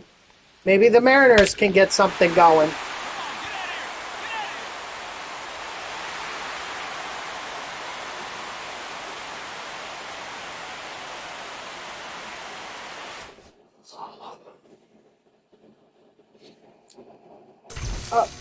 Hold on, guys.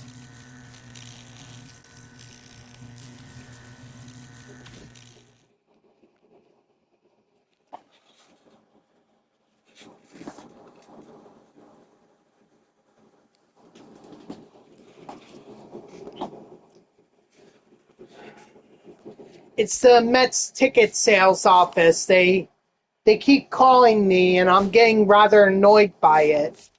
Because it's like, they don't understand that I only want to come to the games if I can go to them for cheap. or free. Like, this team is not worth... Exactly. Yes, I know they want me to do that, and I keep sending them to voicemail. But they think that I'm gonna... The first baseman, Pete They think that that because I attend so many games that I want to buy tickets. No, I come to so many games because I get them for cheap. In fact, some of them are free. Ball two.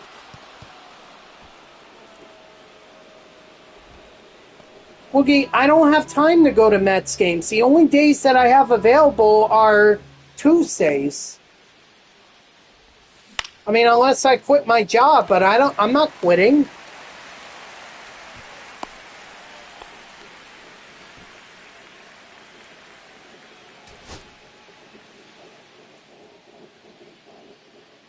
Well, don't say that because I don't want to give my bosses a reason.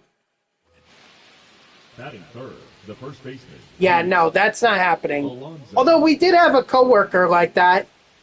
In fact, it was a guy that I trained, and I saw those tendencies early on, and I really wanted to warn my manager, who was at the time of that. But I was like, listen, maybe he doesn't know how to.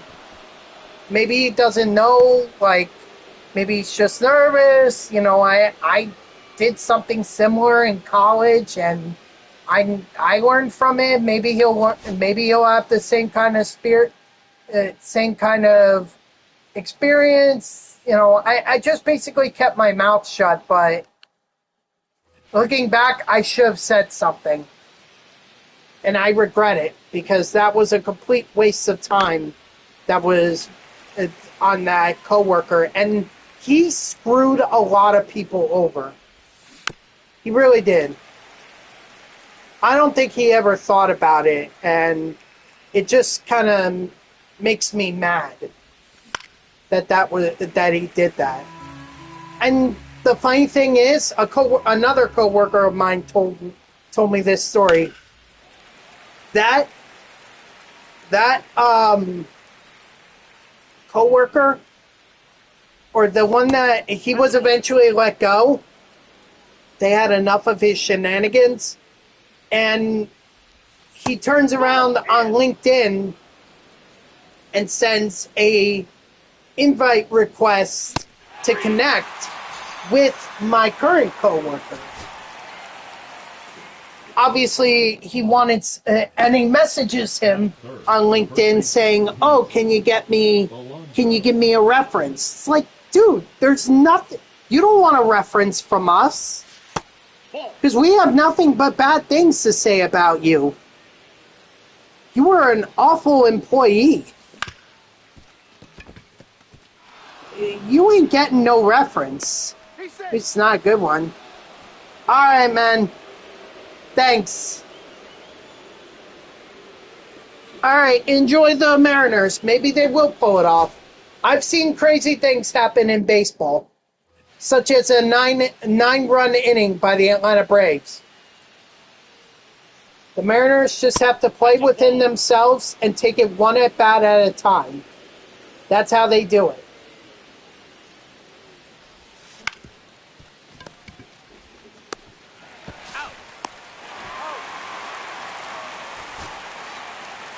Ugh.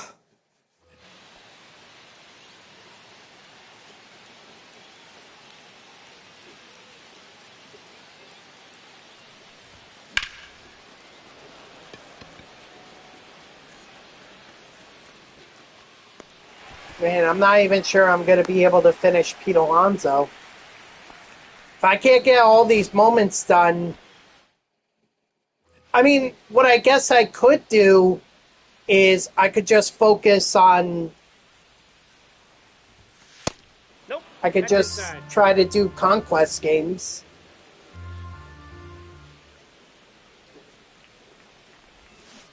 Hey! I got 1 ball, 1 strike.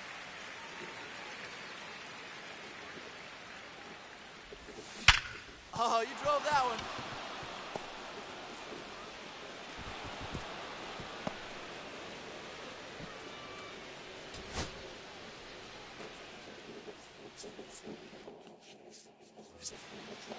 But I gotta get these moments done like soon. Otherwise, forget finishing Pete Alonso today.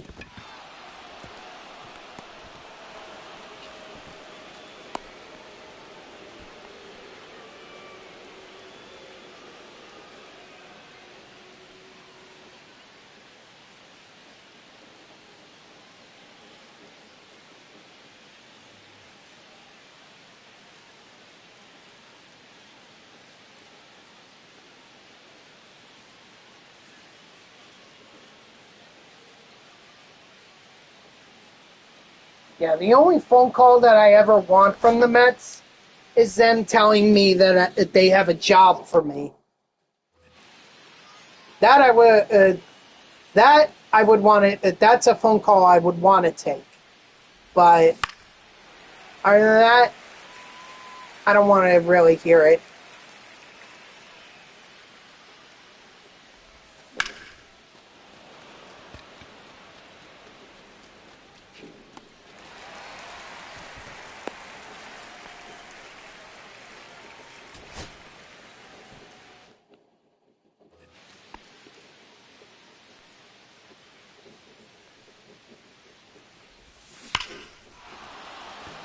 Get up, ball, get up.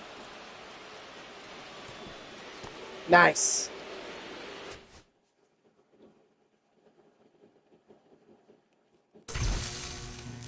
Especially since I can't really go to any games anyway. It's like, what do you want me to do? I can't go on the weekends.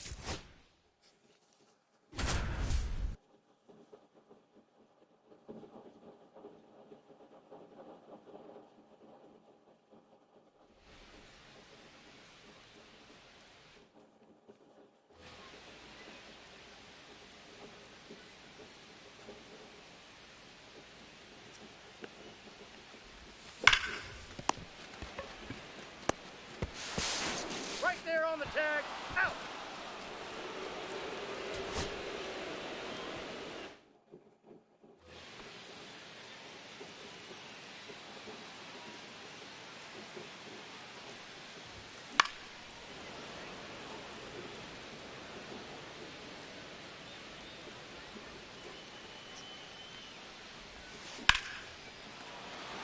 Go, go, go!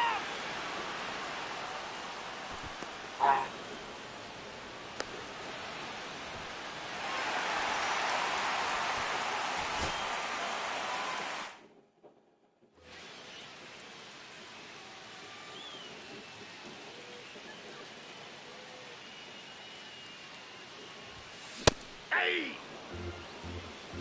0-1's the count. That's a ball.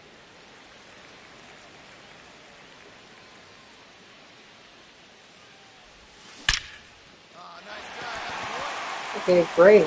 I drove in the runs, but I needed a home run.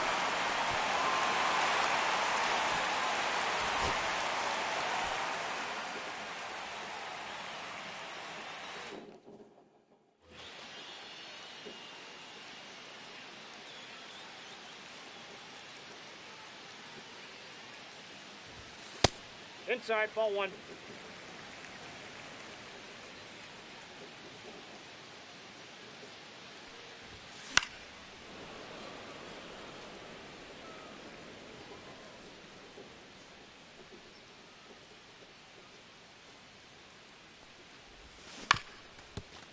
Oh my gosh, come on.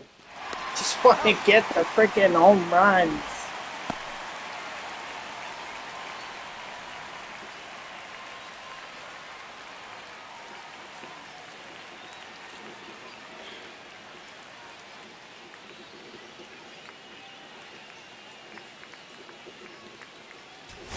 Hold on 1 second.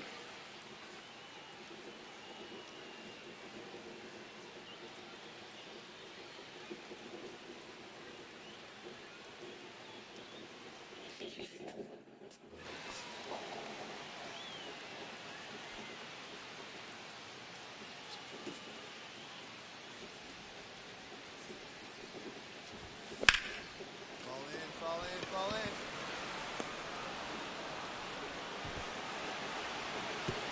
Alonso, I need you to put the ball over the wall.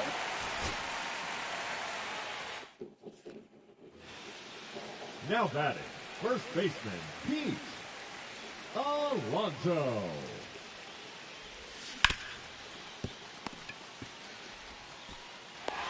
He's out.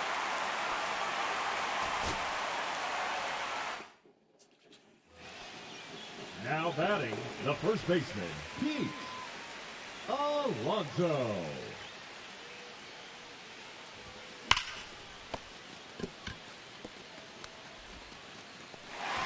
He's out. Okay.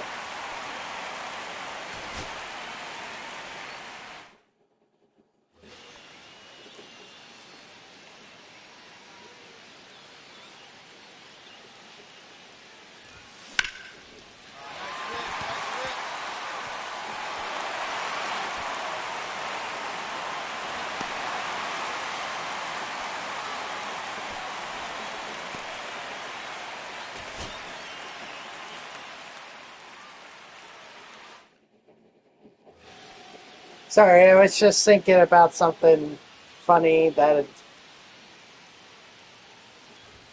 with my Grimace costume, but nah, now's not the time. Oh, finally!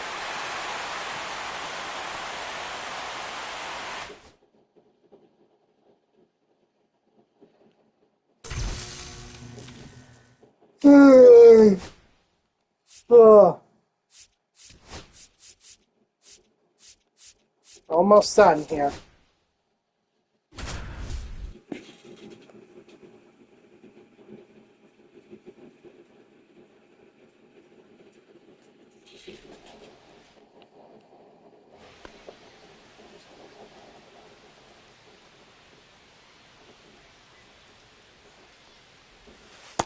Counts 1-0.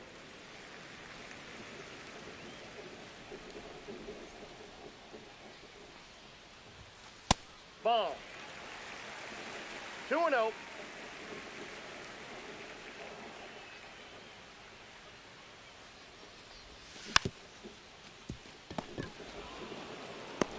Out.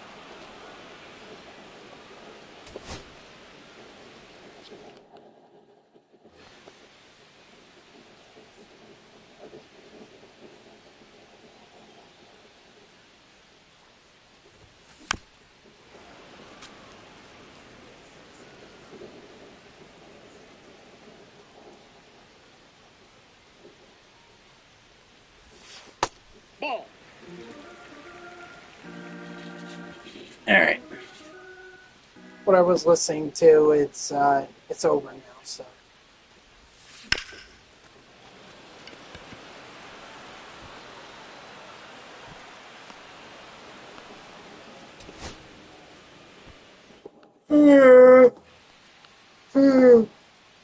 Ugh.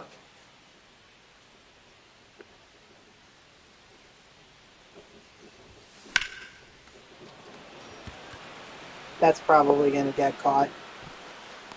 Yep. Hitting a home run with Pete Alonso. It's going to be so difficult. Alonso.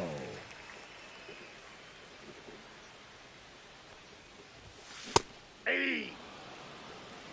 0-1.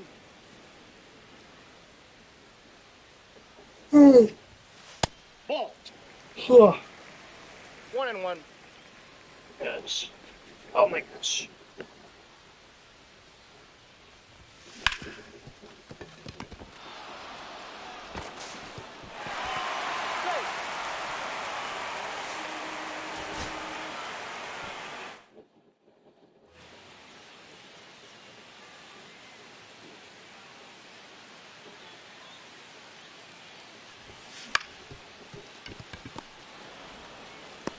Out. I guess I just swing until something gets out of the park.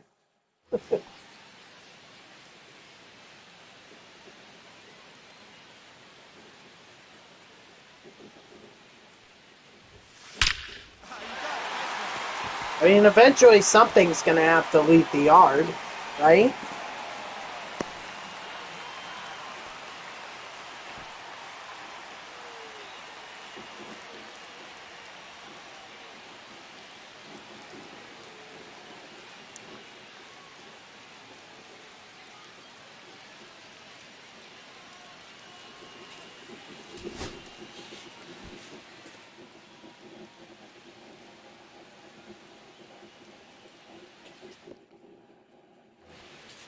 Up next for the Mets, the first baseman, Pete Alonso.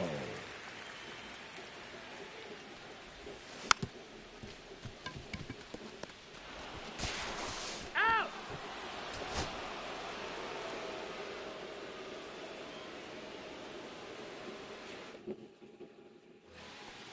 Up next for the Mets, the first baseman, Pete Alonso.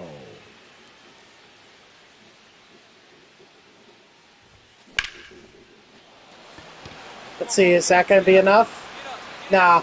Darn it, warning track.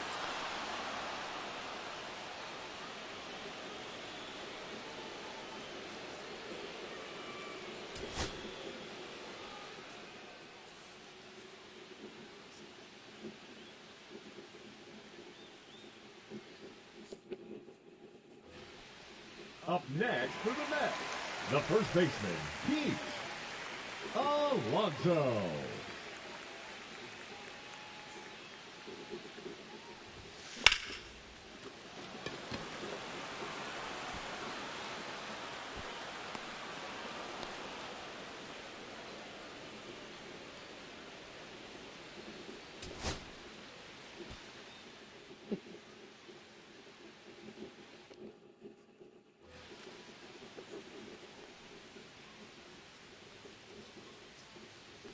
Come on, Alonso. Runner, runner, runner!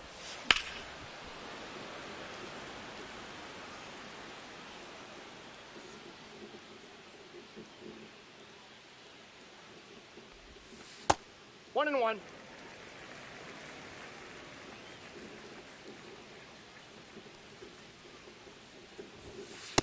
Ball two. 2 balls, 1 strike.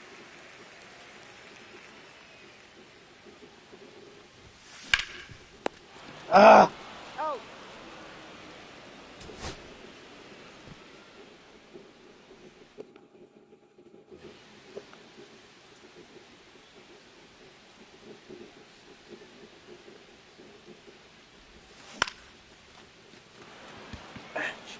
well, I'm going to keep swinging until I get this one over the wall, so...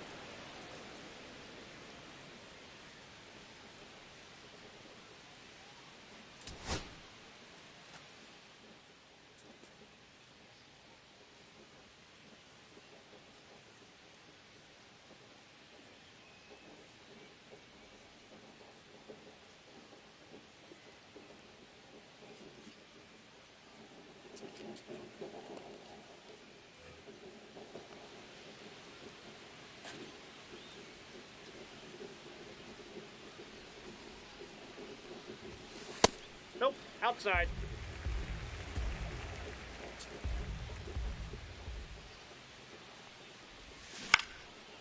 Foul ball.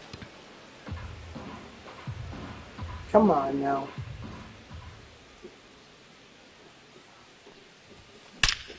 Nice hit. Ah.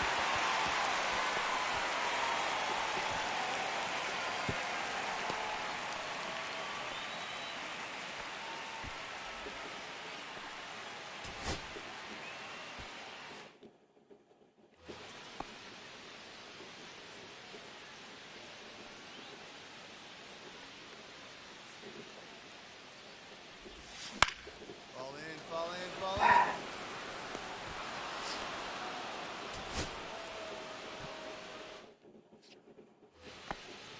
Now batting, the first baseman, Pete Alonso.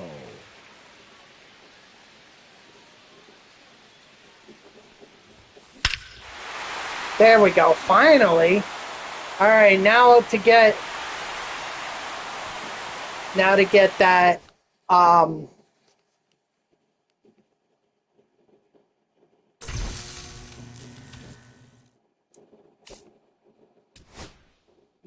that final moment, which is the 253rd home run.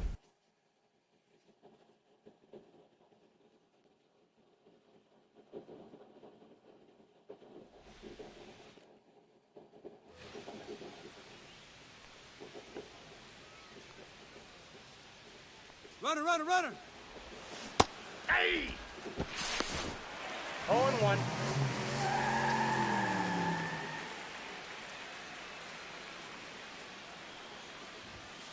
Ball inside.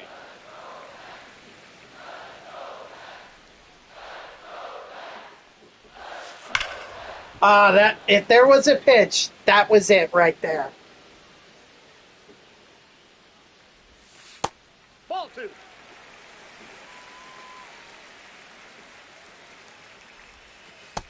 Count's full.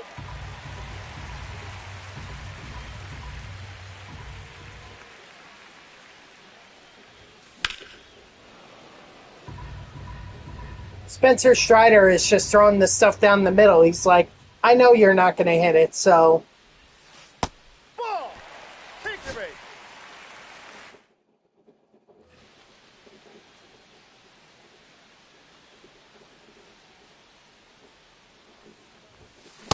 Ah.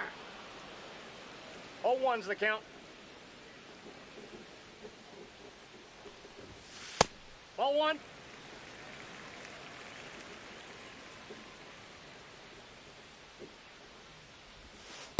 That's a ball. 2 balls, 1 strike. There we go.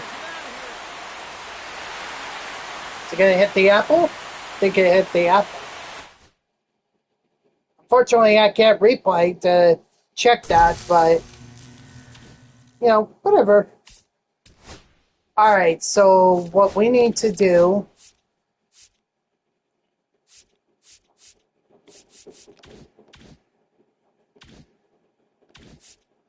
I'm pretty sure I have the relief pitchers for the Mets. So if I just do a conquest game or if I could do conquest games, then that might help me get that XP with the Mets. Because I think that's the best way I'm going to be able to complete this. That and get Pete Alonso some parallel XP.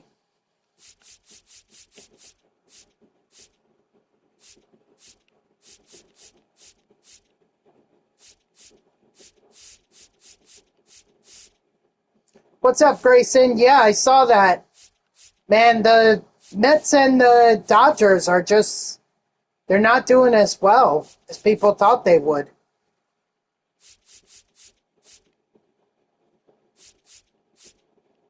Oh, well, thank you. I appreciate that. You're one of the few people that actually noticed. It was just time. The hair was getting way too long. It was 2 months, so yeah, I usually wait like 2 months before I get a haircut, so...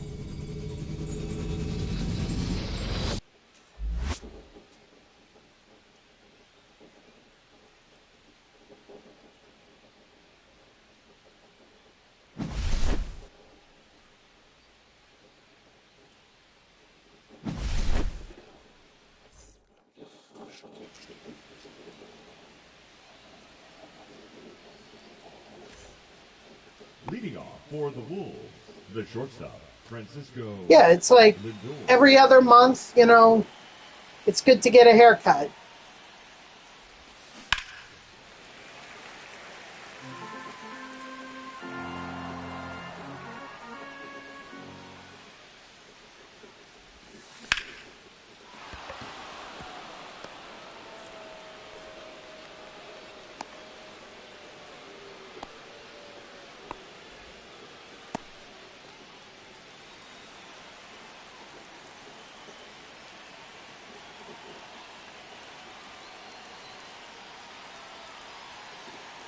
Runner! Ball 1. Ball 1, no strikes.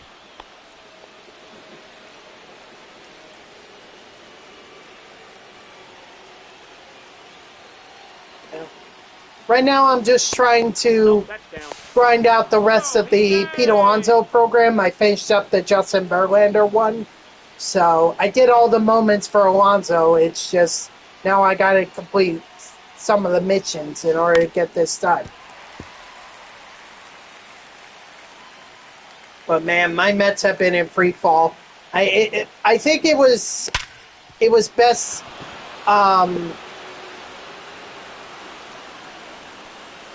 exemplified how bad the Mets are doing with the fact that they lost a 6-0 lead to the Atlanta Braves. You know? Allowed 9 runs to score. Now pitching for the Pirates. 9 runs in 1 inning. Isaac Metson. I've seen the Mets do that, but I've never seen an opponent do it against the Mets. And I hope I never see it again. Because Lord have mercy, that was terrible.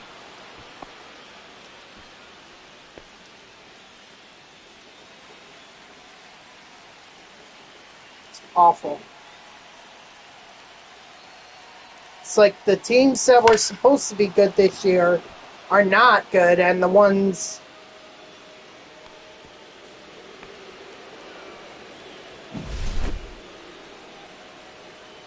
It's like crazy. Never thought the Reds would be competing for a wild card spot, but here they are.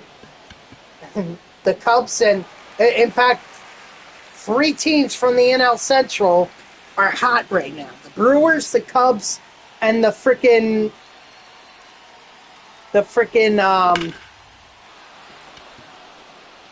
Reds. It's like...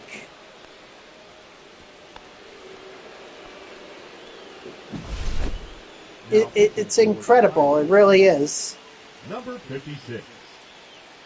Chase Sugar.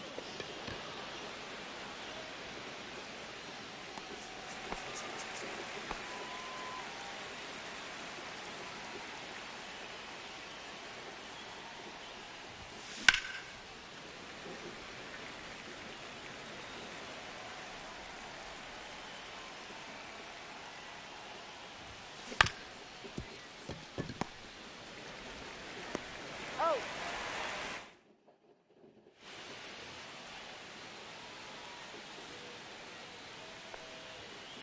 Nope. Ball 1. Hey! 1-1.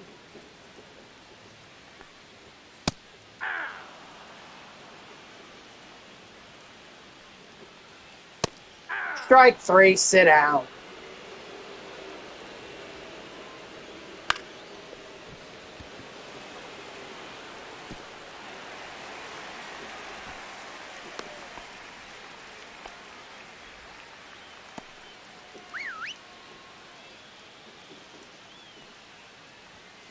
Hey! 0-1.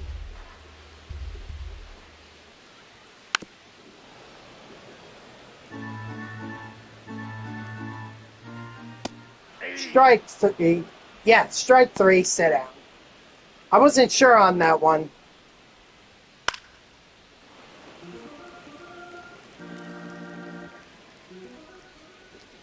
Hey! No balls, 2 strikes. 3! Strike 3, sit down.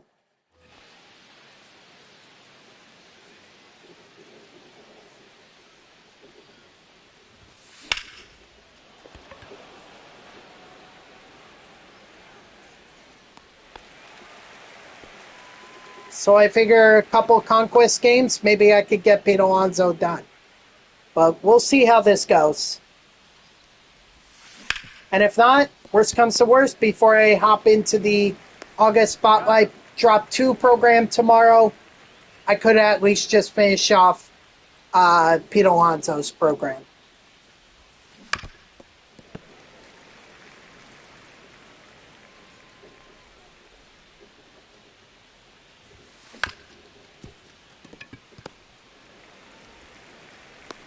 He's out.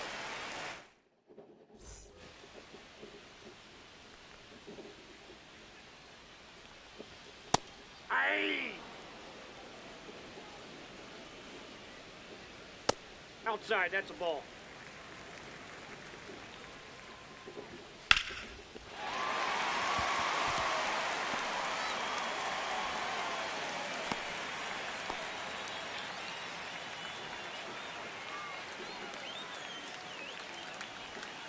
Hey!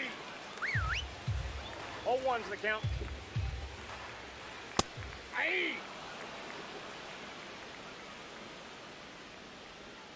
3! Strike 3, sit down. Ah! 0-1. Ball inside. Hey! 2! 1 ball, 2 strikes. Ball.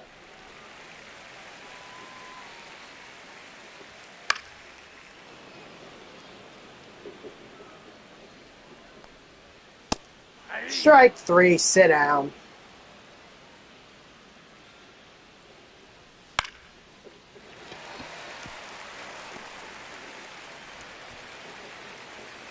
Woo, look at that. Dang.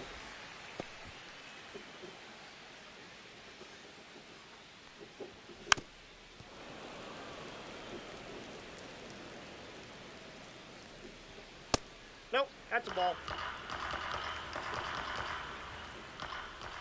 Ah! 1 ball, 2 strikes.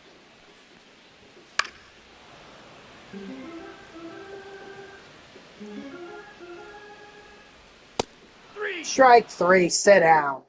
Pitching for the Pirates, number 49, Johan Ramirez.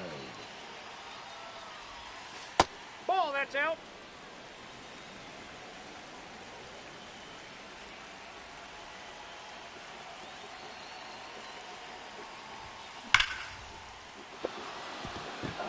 Yeah. Ooh, this is going to be close. He's Here we set. go.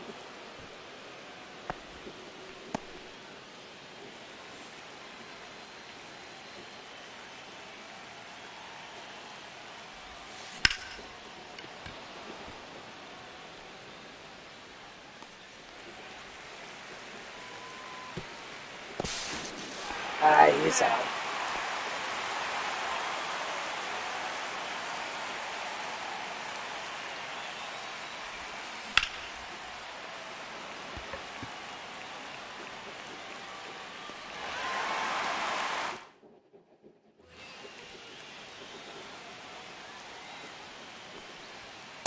Ball, that's outside. Hey! 1-1. Hey! 1 ball, 2 strikes.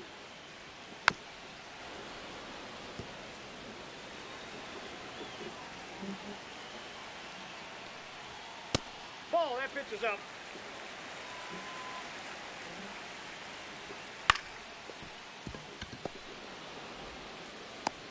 He's out. Sorry, I had something in my right Now eye. batting, the shortstop, Isaiah. I think I got it. Maybe?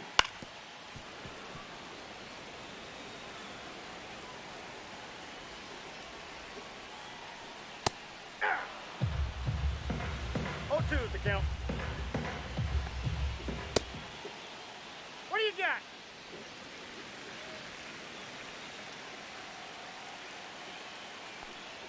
Come on, Diaz. Strike 3, sit down.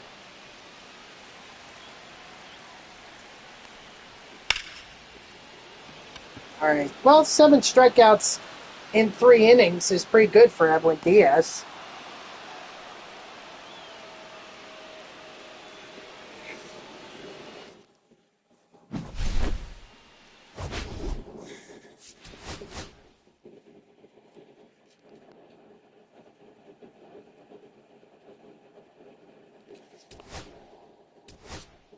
Oh, look at that. Francisco Lindor. He's super factor. Still not enough?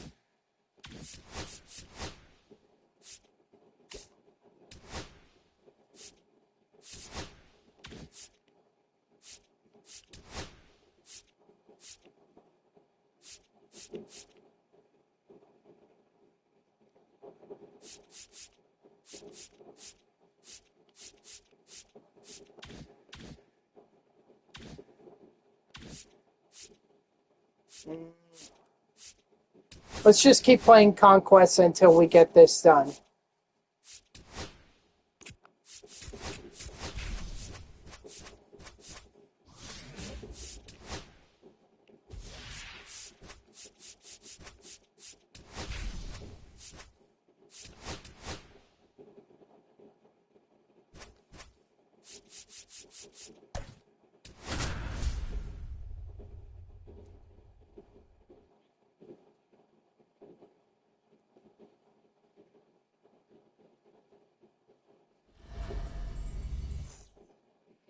I mean, I would build an all-Mets lineup, but I don't want to get freeze-locked in the lineup screen and be forced to end the stream. That's the only reason why I won't do that. No, he's in there. Batting second, the left fielder, number 31, Riley Green. Runner. He's in there. He's safe.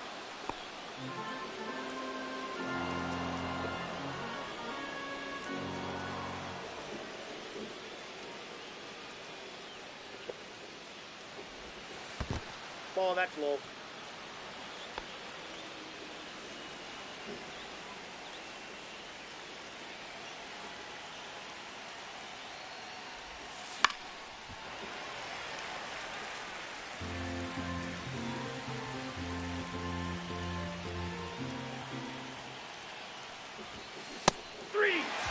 I'm sorry, Riley.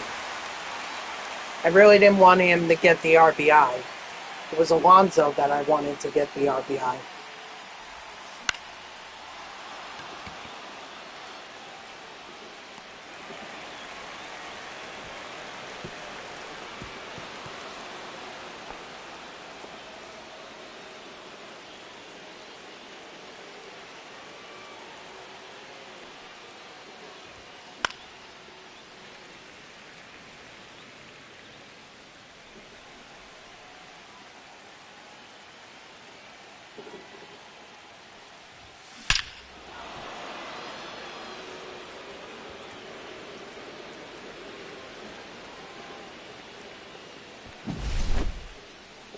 Now pitching for the Pirates, number 47, Isaac Metzen.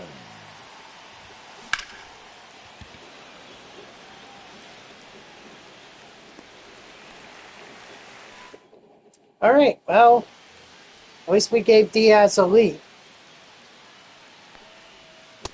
Aye.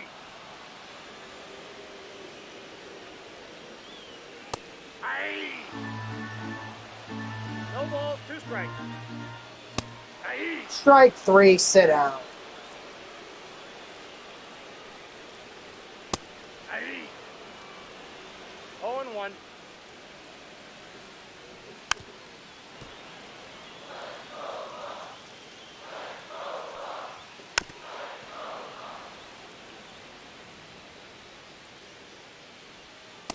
Ball, that's out. Strike 3, sit down.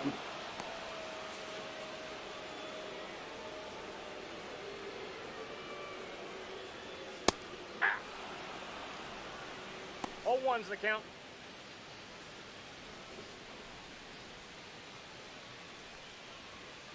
Yeah.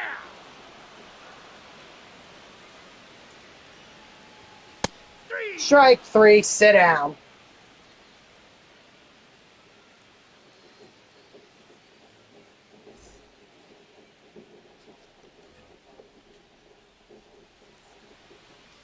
Now pitching for the Pirates, number 43, Ryan Barucki. Got him.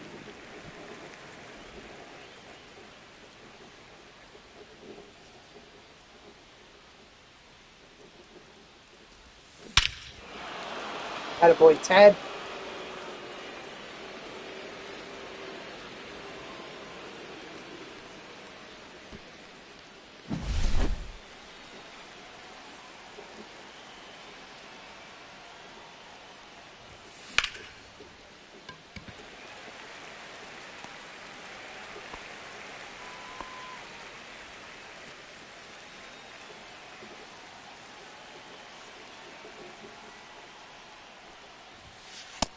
1-0.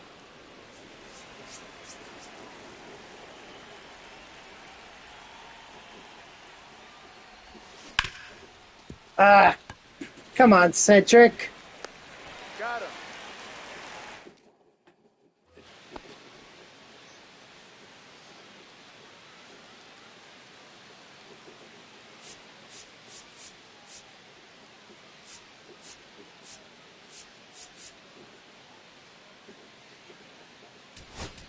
Now pitching, Tyler Rogers. Hey!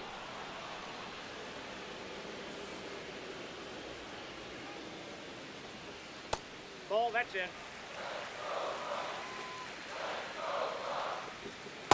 Hey, 2. 1 ball, 2 strikes.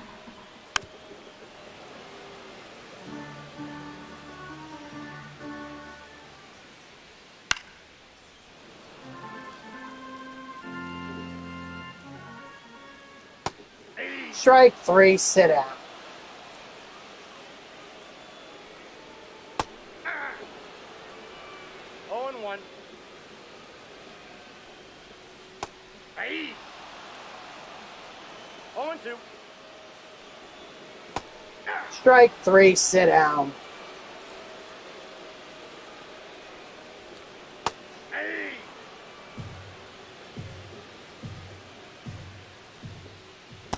Ah! 0-2 is the count.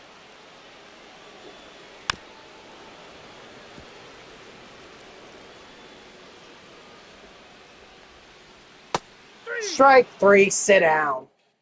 Now pitching for the Pirates, number 56, Chase Sugar. Ball 1.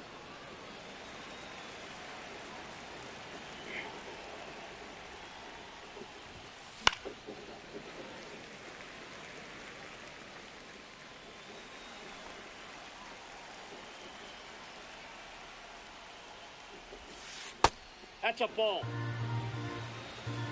Actually, what I could do, if I have time for one more Conquest game, maybe I can adjust it so that the first couple batters are all Mets players, and then everyone after that, everyone else is after that. Should have thought about that before I did the Conquest games, so that it's not so spaced out. Dang. 3-2. Really, Brain? You think of that now?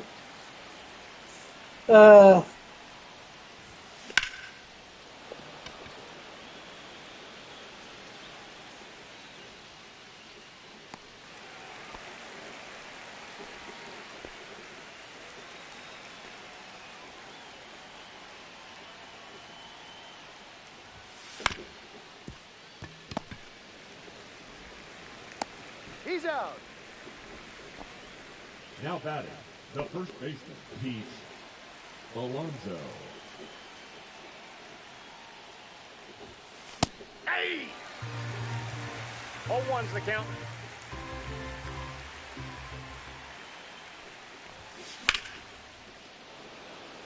That's going to get caught.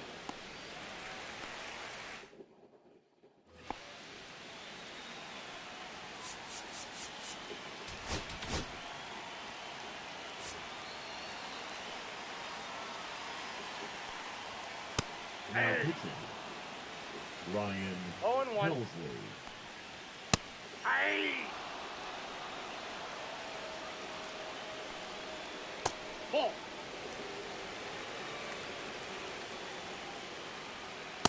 Ball. 2 balls, 2 strikes.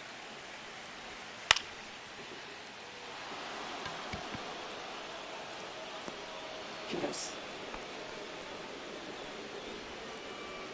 Batting 8, the designated hitter, Tommy Fair. Hey! 0-1's the count. Hey! No balls, 2 strikes. Strike 3, sit down. Hey!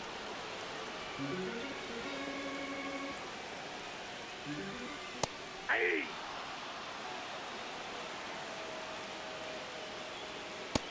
Strike 3, sit down. Yeah, you know what? I do have time for one more Conquest game. Excellent.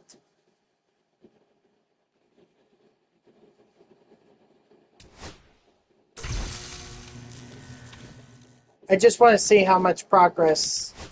Maybe I can get it towards the end of this stream.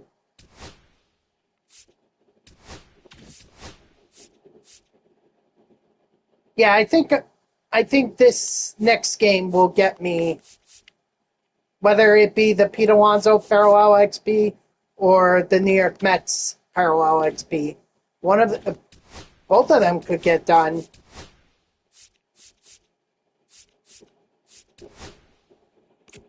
And then that way,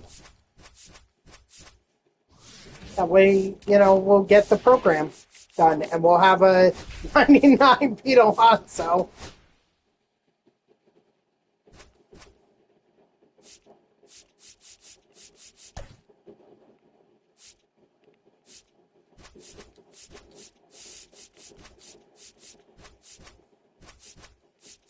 I think that's it. Riley Green, Brendan Donovan. Yep, that's it. All right.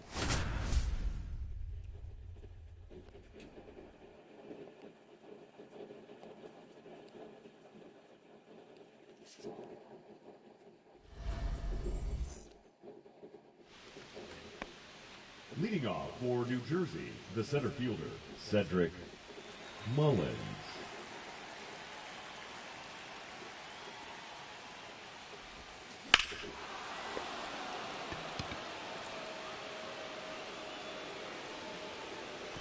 Let's go. Home run.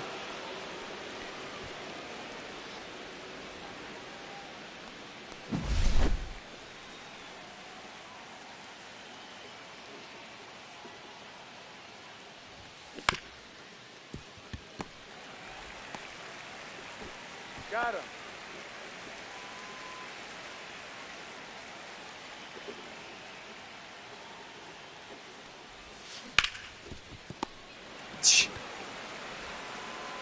Well, if I want to get Alonso done, then I better get bat around and get Alonso one more at bat.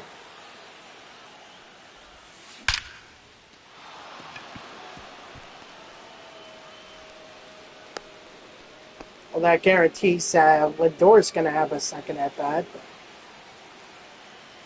Okay, but hey, that's.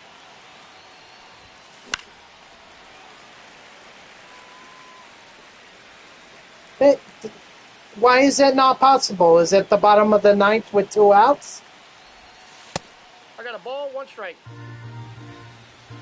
Sorry, I haven't been active. No, don't worry about it, gamer. I know you tune in. Oh, top 9? Out. Oh, yeah, that's right. Your Mariners are in Baltimore. That's right.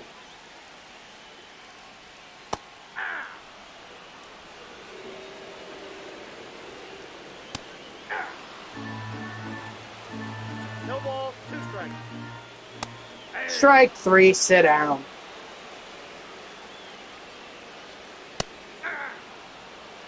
Went 5-0 today in Moonshot? Yeah, I can. God. Good thing we've got 2 weeks of Moonshot because with some of the content, it'll be like I'm going to be grinding it, so at least having another week of Moonshot gives me the chance to be able to make progress in the multiplayer program.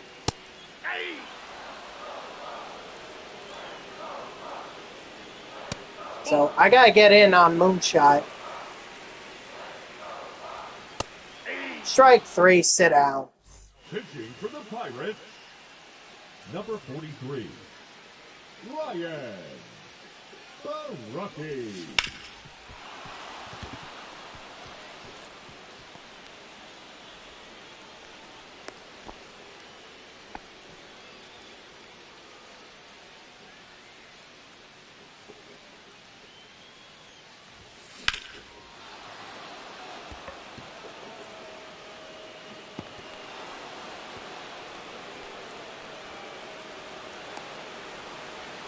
Nice.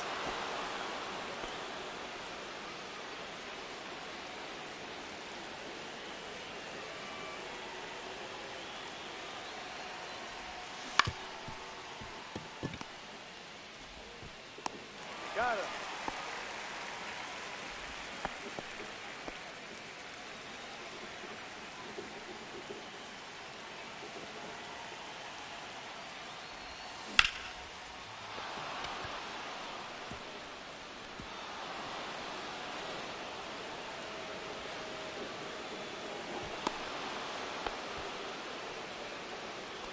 The center fielder, number 28, Cedric.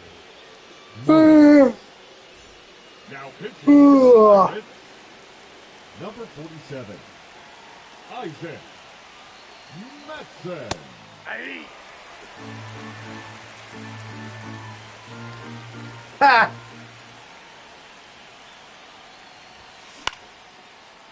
Well, maybe they'll do a flashback for him.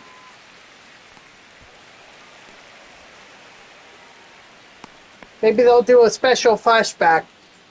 Alex Wood, Now batting, unknown gamer, somehow pitches well with him in Moonshot event.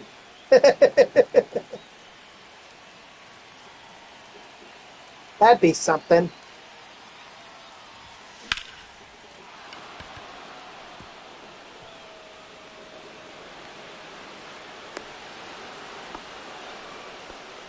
now batting, the first baseman, Pete Alonso. Runner, runner, runner. Ugh.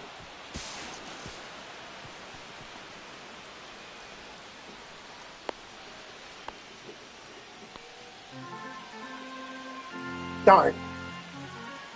Actually, it was MLB The Show 19 where they did the focus on the gamers, on the streamers like Poops and Kevin DeGo,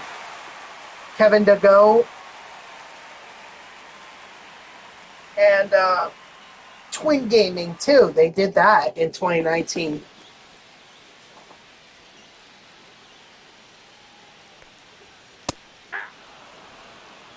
All one's the count. Sure wish they would do a next JG Gen 24 No one, balls, 2 strikes. but I don't think that's going to happen. Strike 3, sit out.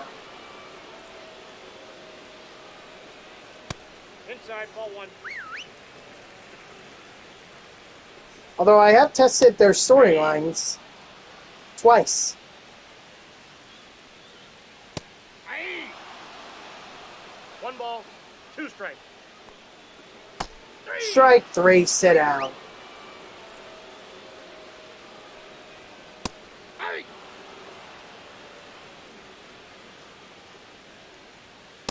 Aye. 2. 0-2 is the count. Daddy Demo. That's another one. Strike 3, sit down.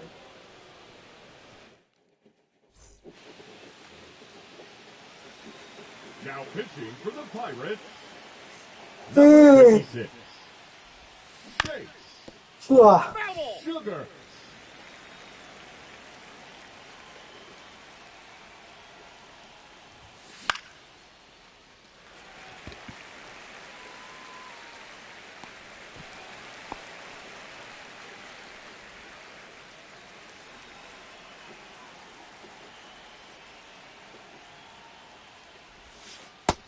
Ball 1. Mm.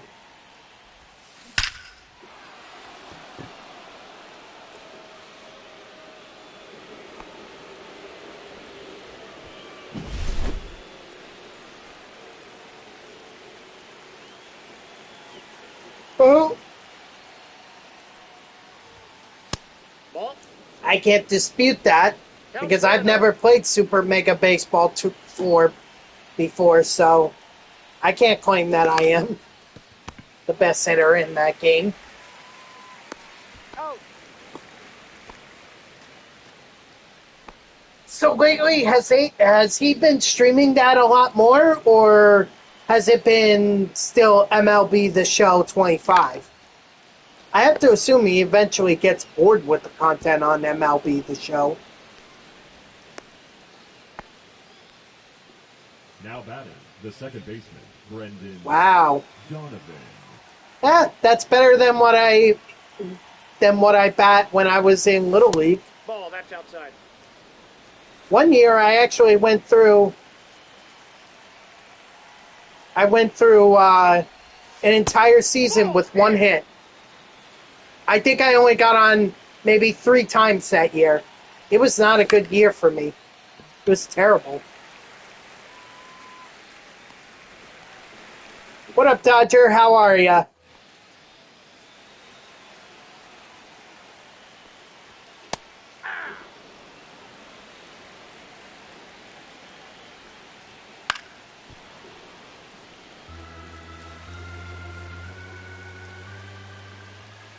Ball, that's inside.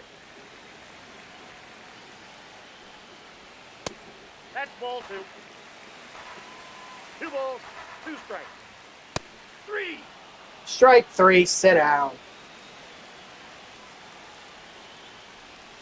Hey.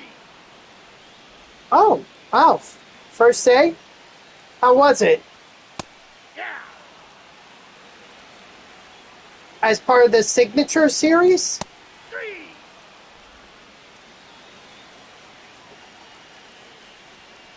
Hey. You think it's Mark McGuire? Good and hot. 0-2. No spotlight profile. Oh. Hey. Oh. I know they said that Signature Series would... Didn't they say it was going to be tomorrow?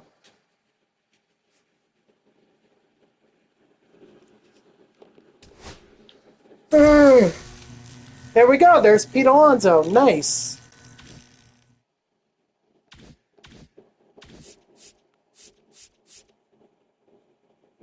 We got new fielding and pitching what? Hold on.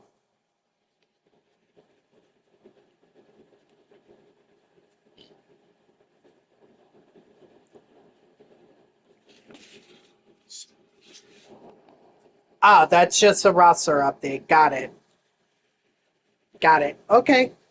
New mini seasons at double parallel or double XP and signature series signs on. So we're probably going to get a signature series program. That or a collection. Well, let's...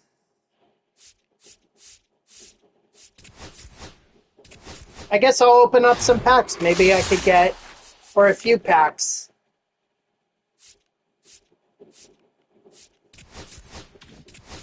Who knows? Maybe I could get a diamond. Just not another diamond pitcher. I'm so sick of those.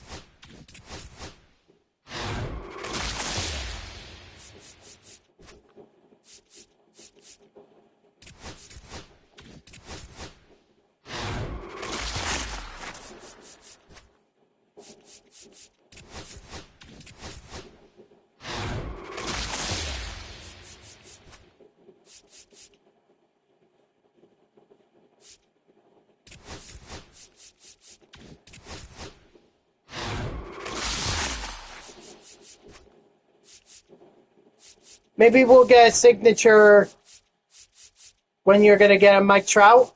I'm willing to bet now that's coming in the Extreme program.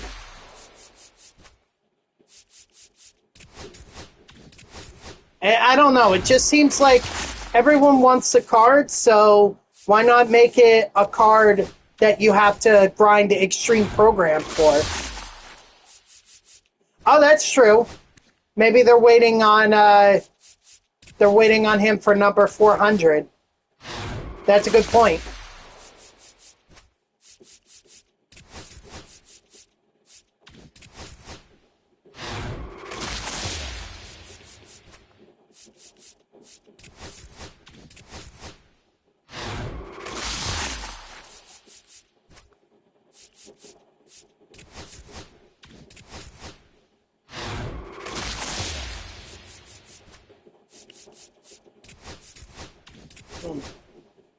I think I'll get it down to 200 packs and then I'll call it a stream.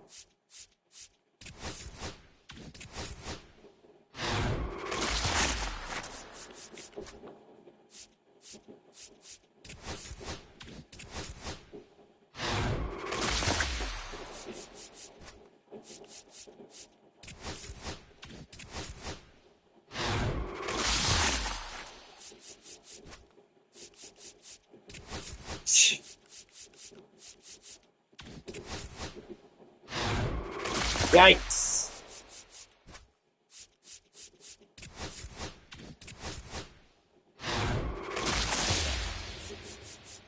I guess we'll find out tomorrow what it is.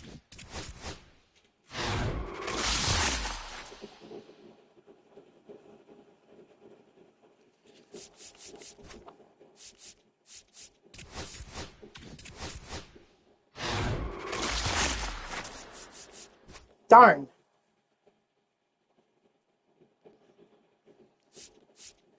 True. I don't think it's going to be Chipper because he already had a boss card. Oh, you know what? That actually reminds me. Speaking of bosses. I was really hoping Ted Simmons would have gone down. I may have to spend all those subs just to get him. That would really suck.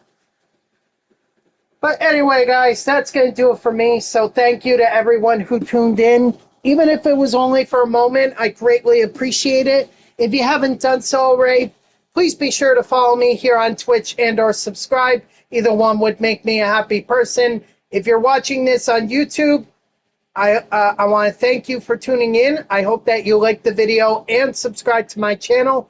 And if you want to know when I go live, you can follow me on X at TTVNextJGGen24. It's my gamer tag that's on the left side of your screen there. So go give me a follow. I'll usually post whenever I go live. You can also turn on notifications here on Twitch. That way Twitch sends you an email every time I start up a stream. So overall, this was great. We got both Pete Alonso and Justin Verlander's programs done. So I'm all ready for whatever whatever new content we're going to get tomorrow. Obviously, it's going to be Signature Series, but, you know, we also have the August Spotlight Drop 2 program dropping. We know that. So we'll just have to see what happens tomorrow, and we'll go from there. So I hope to see you all tomorrow, Friday at 3 p.m. Eastern. And until then, guys, have a good night.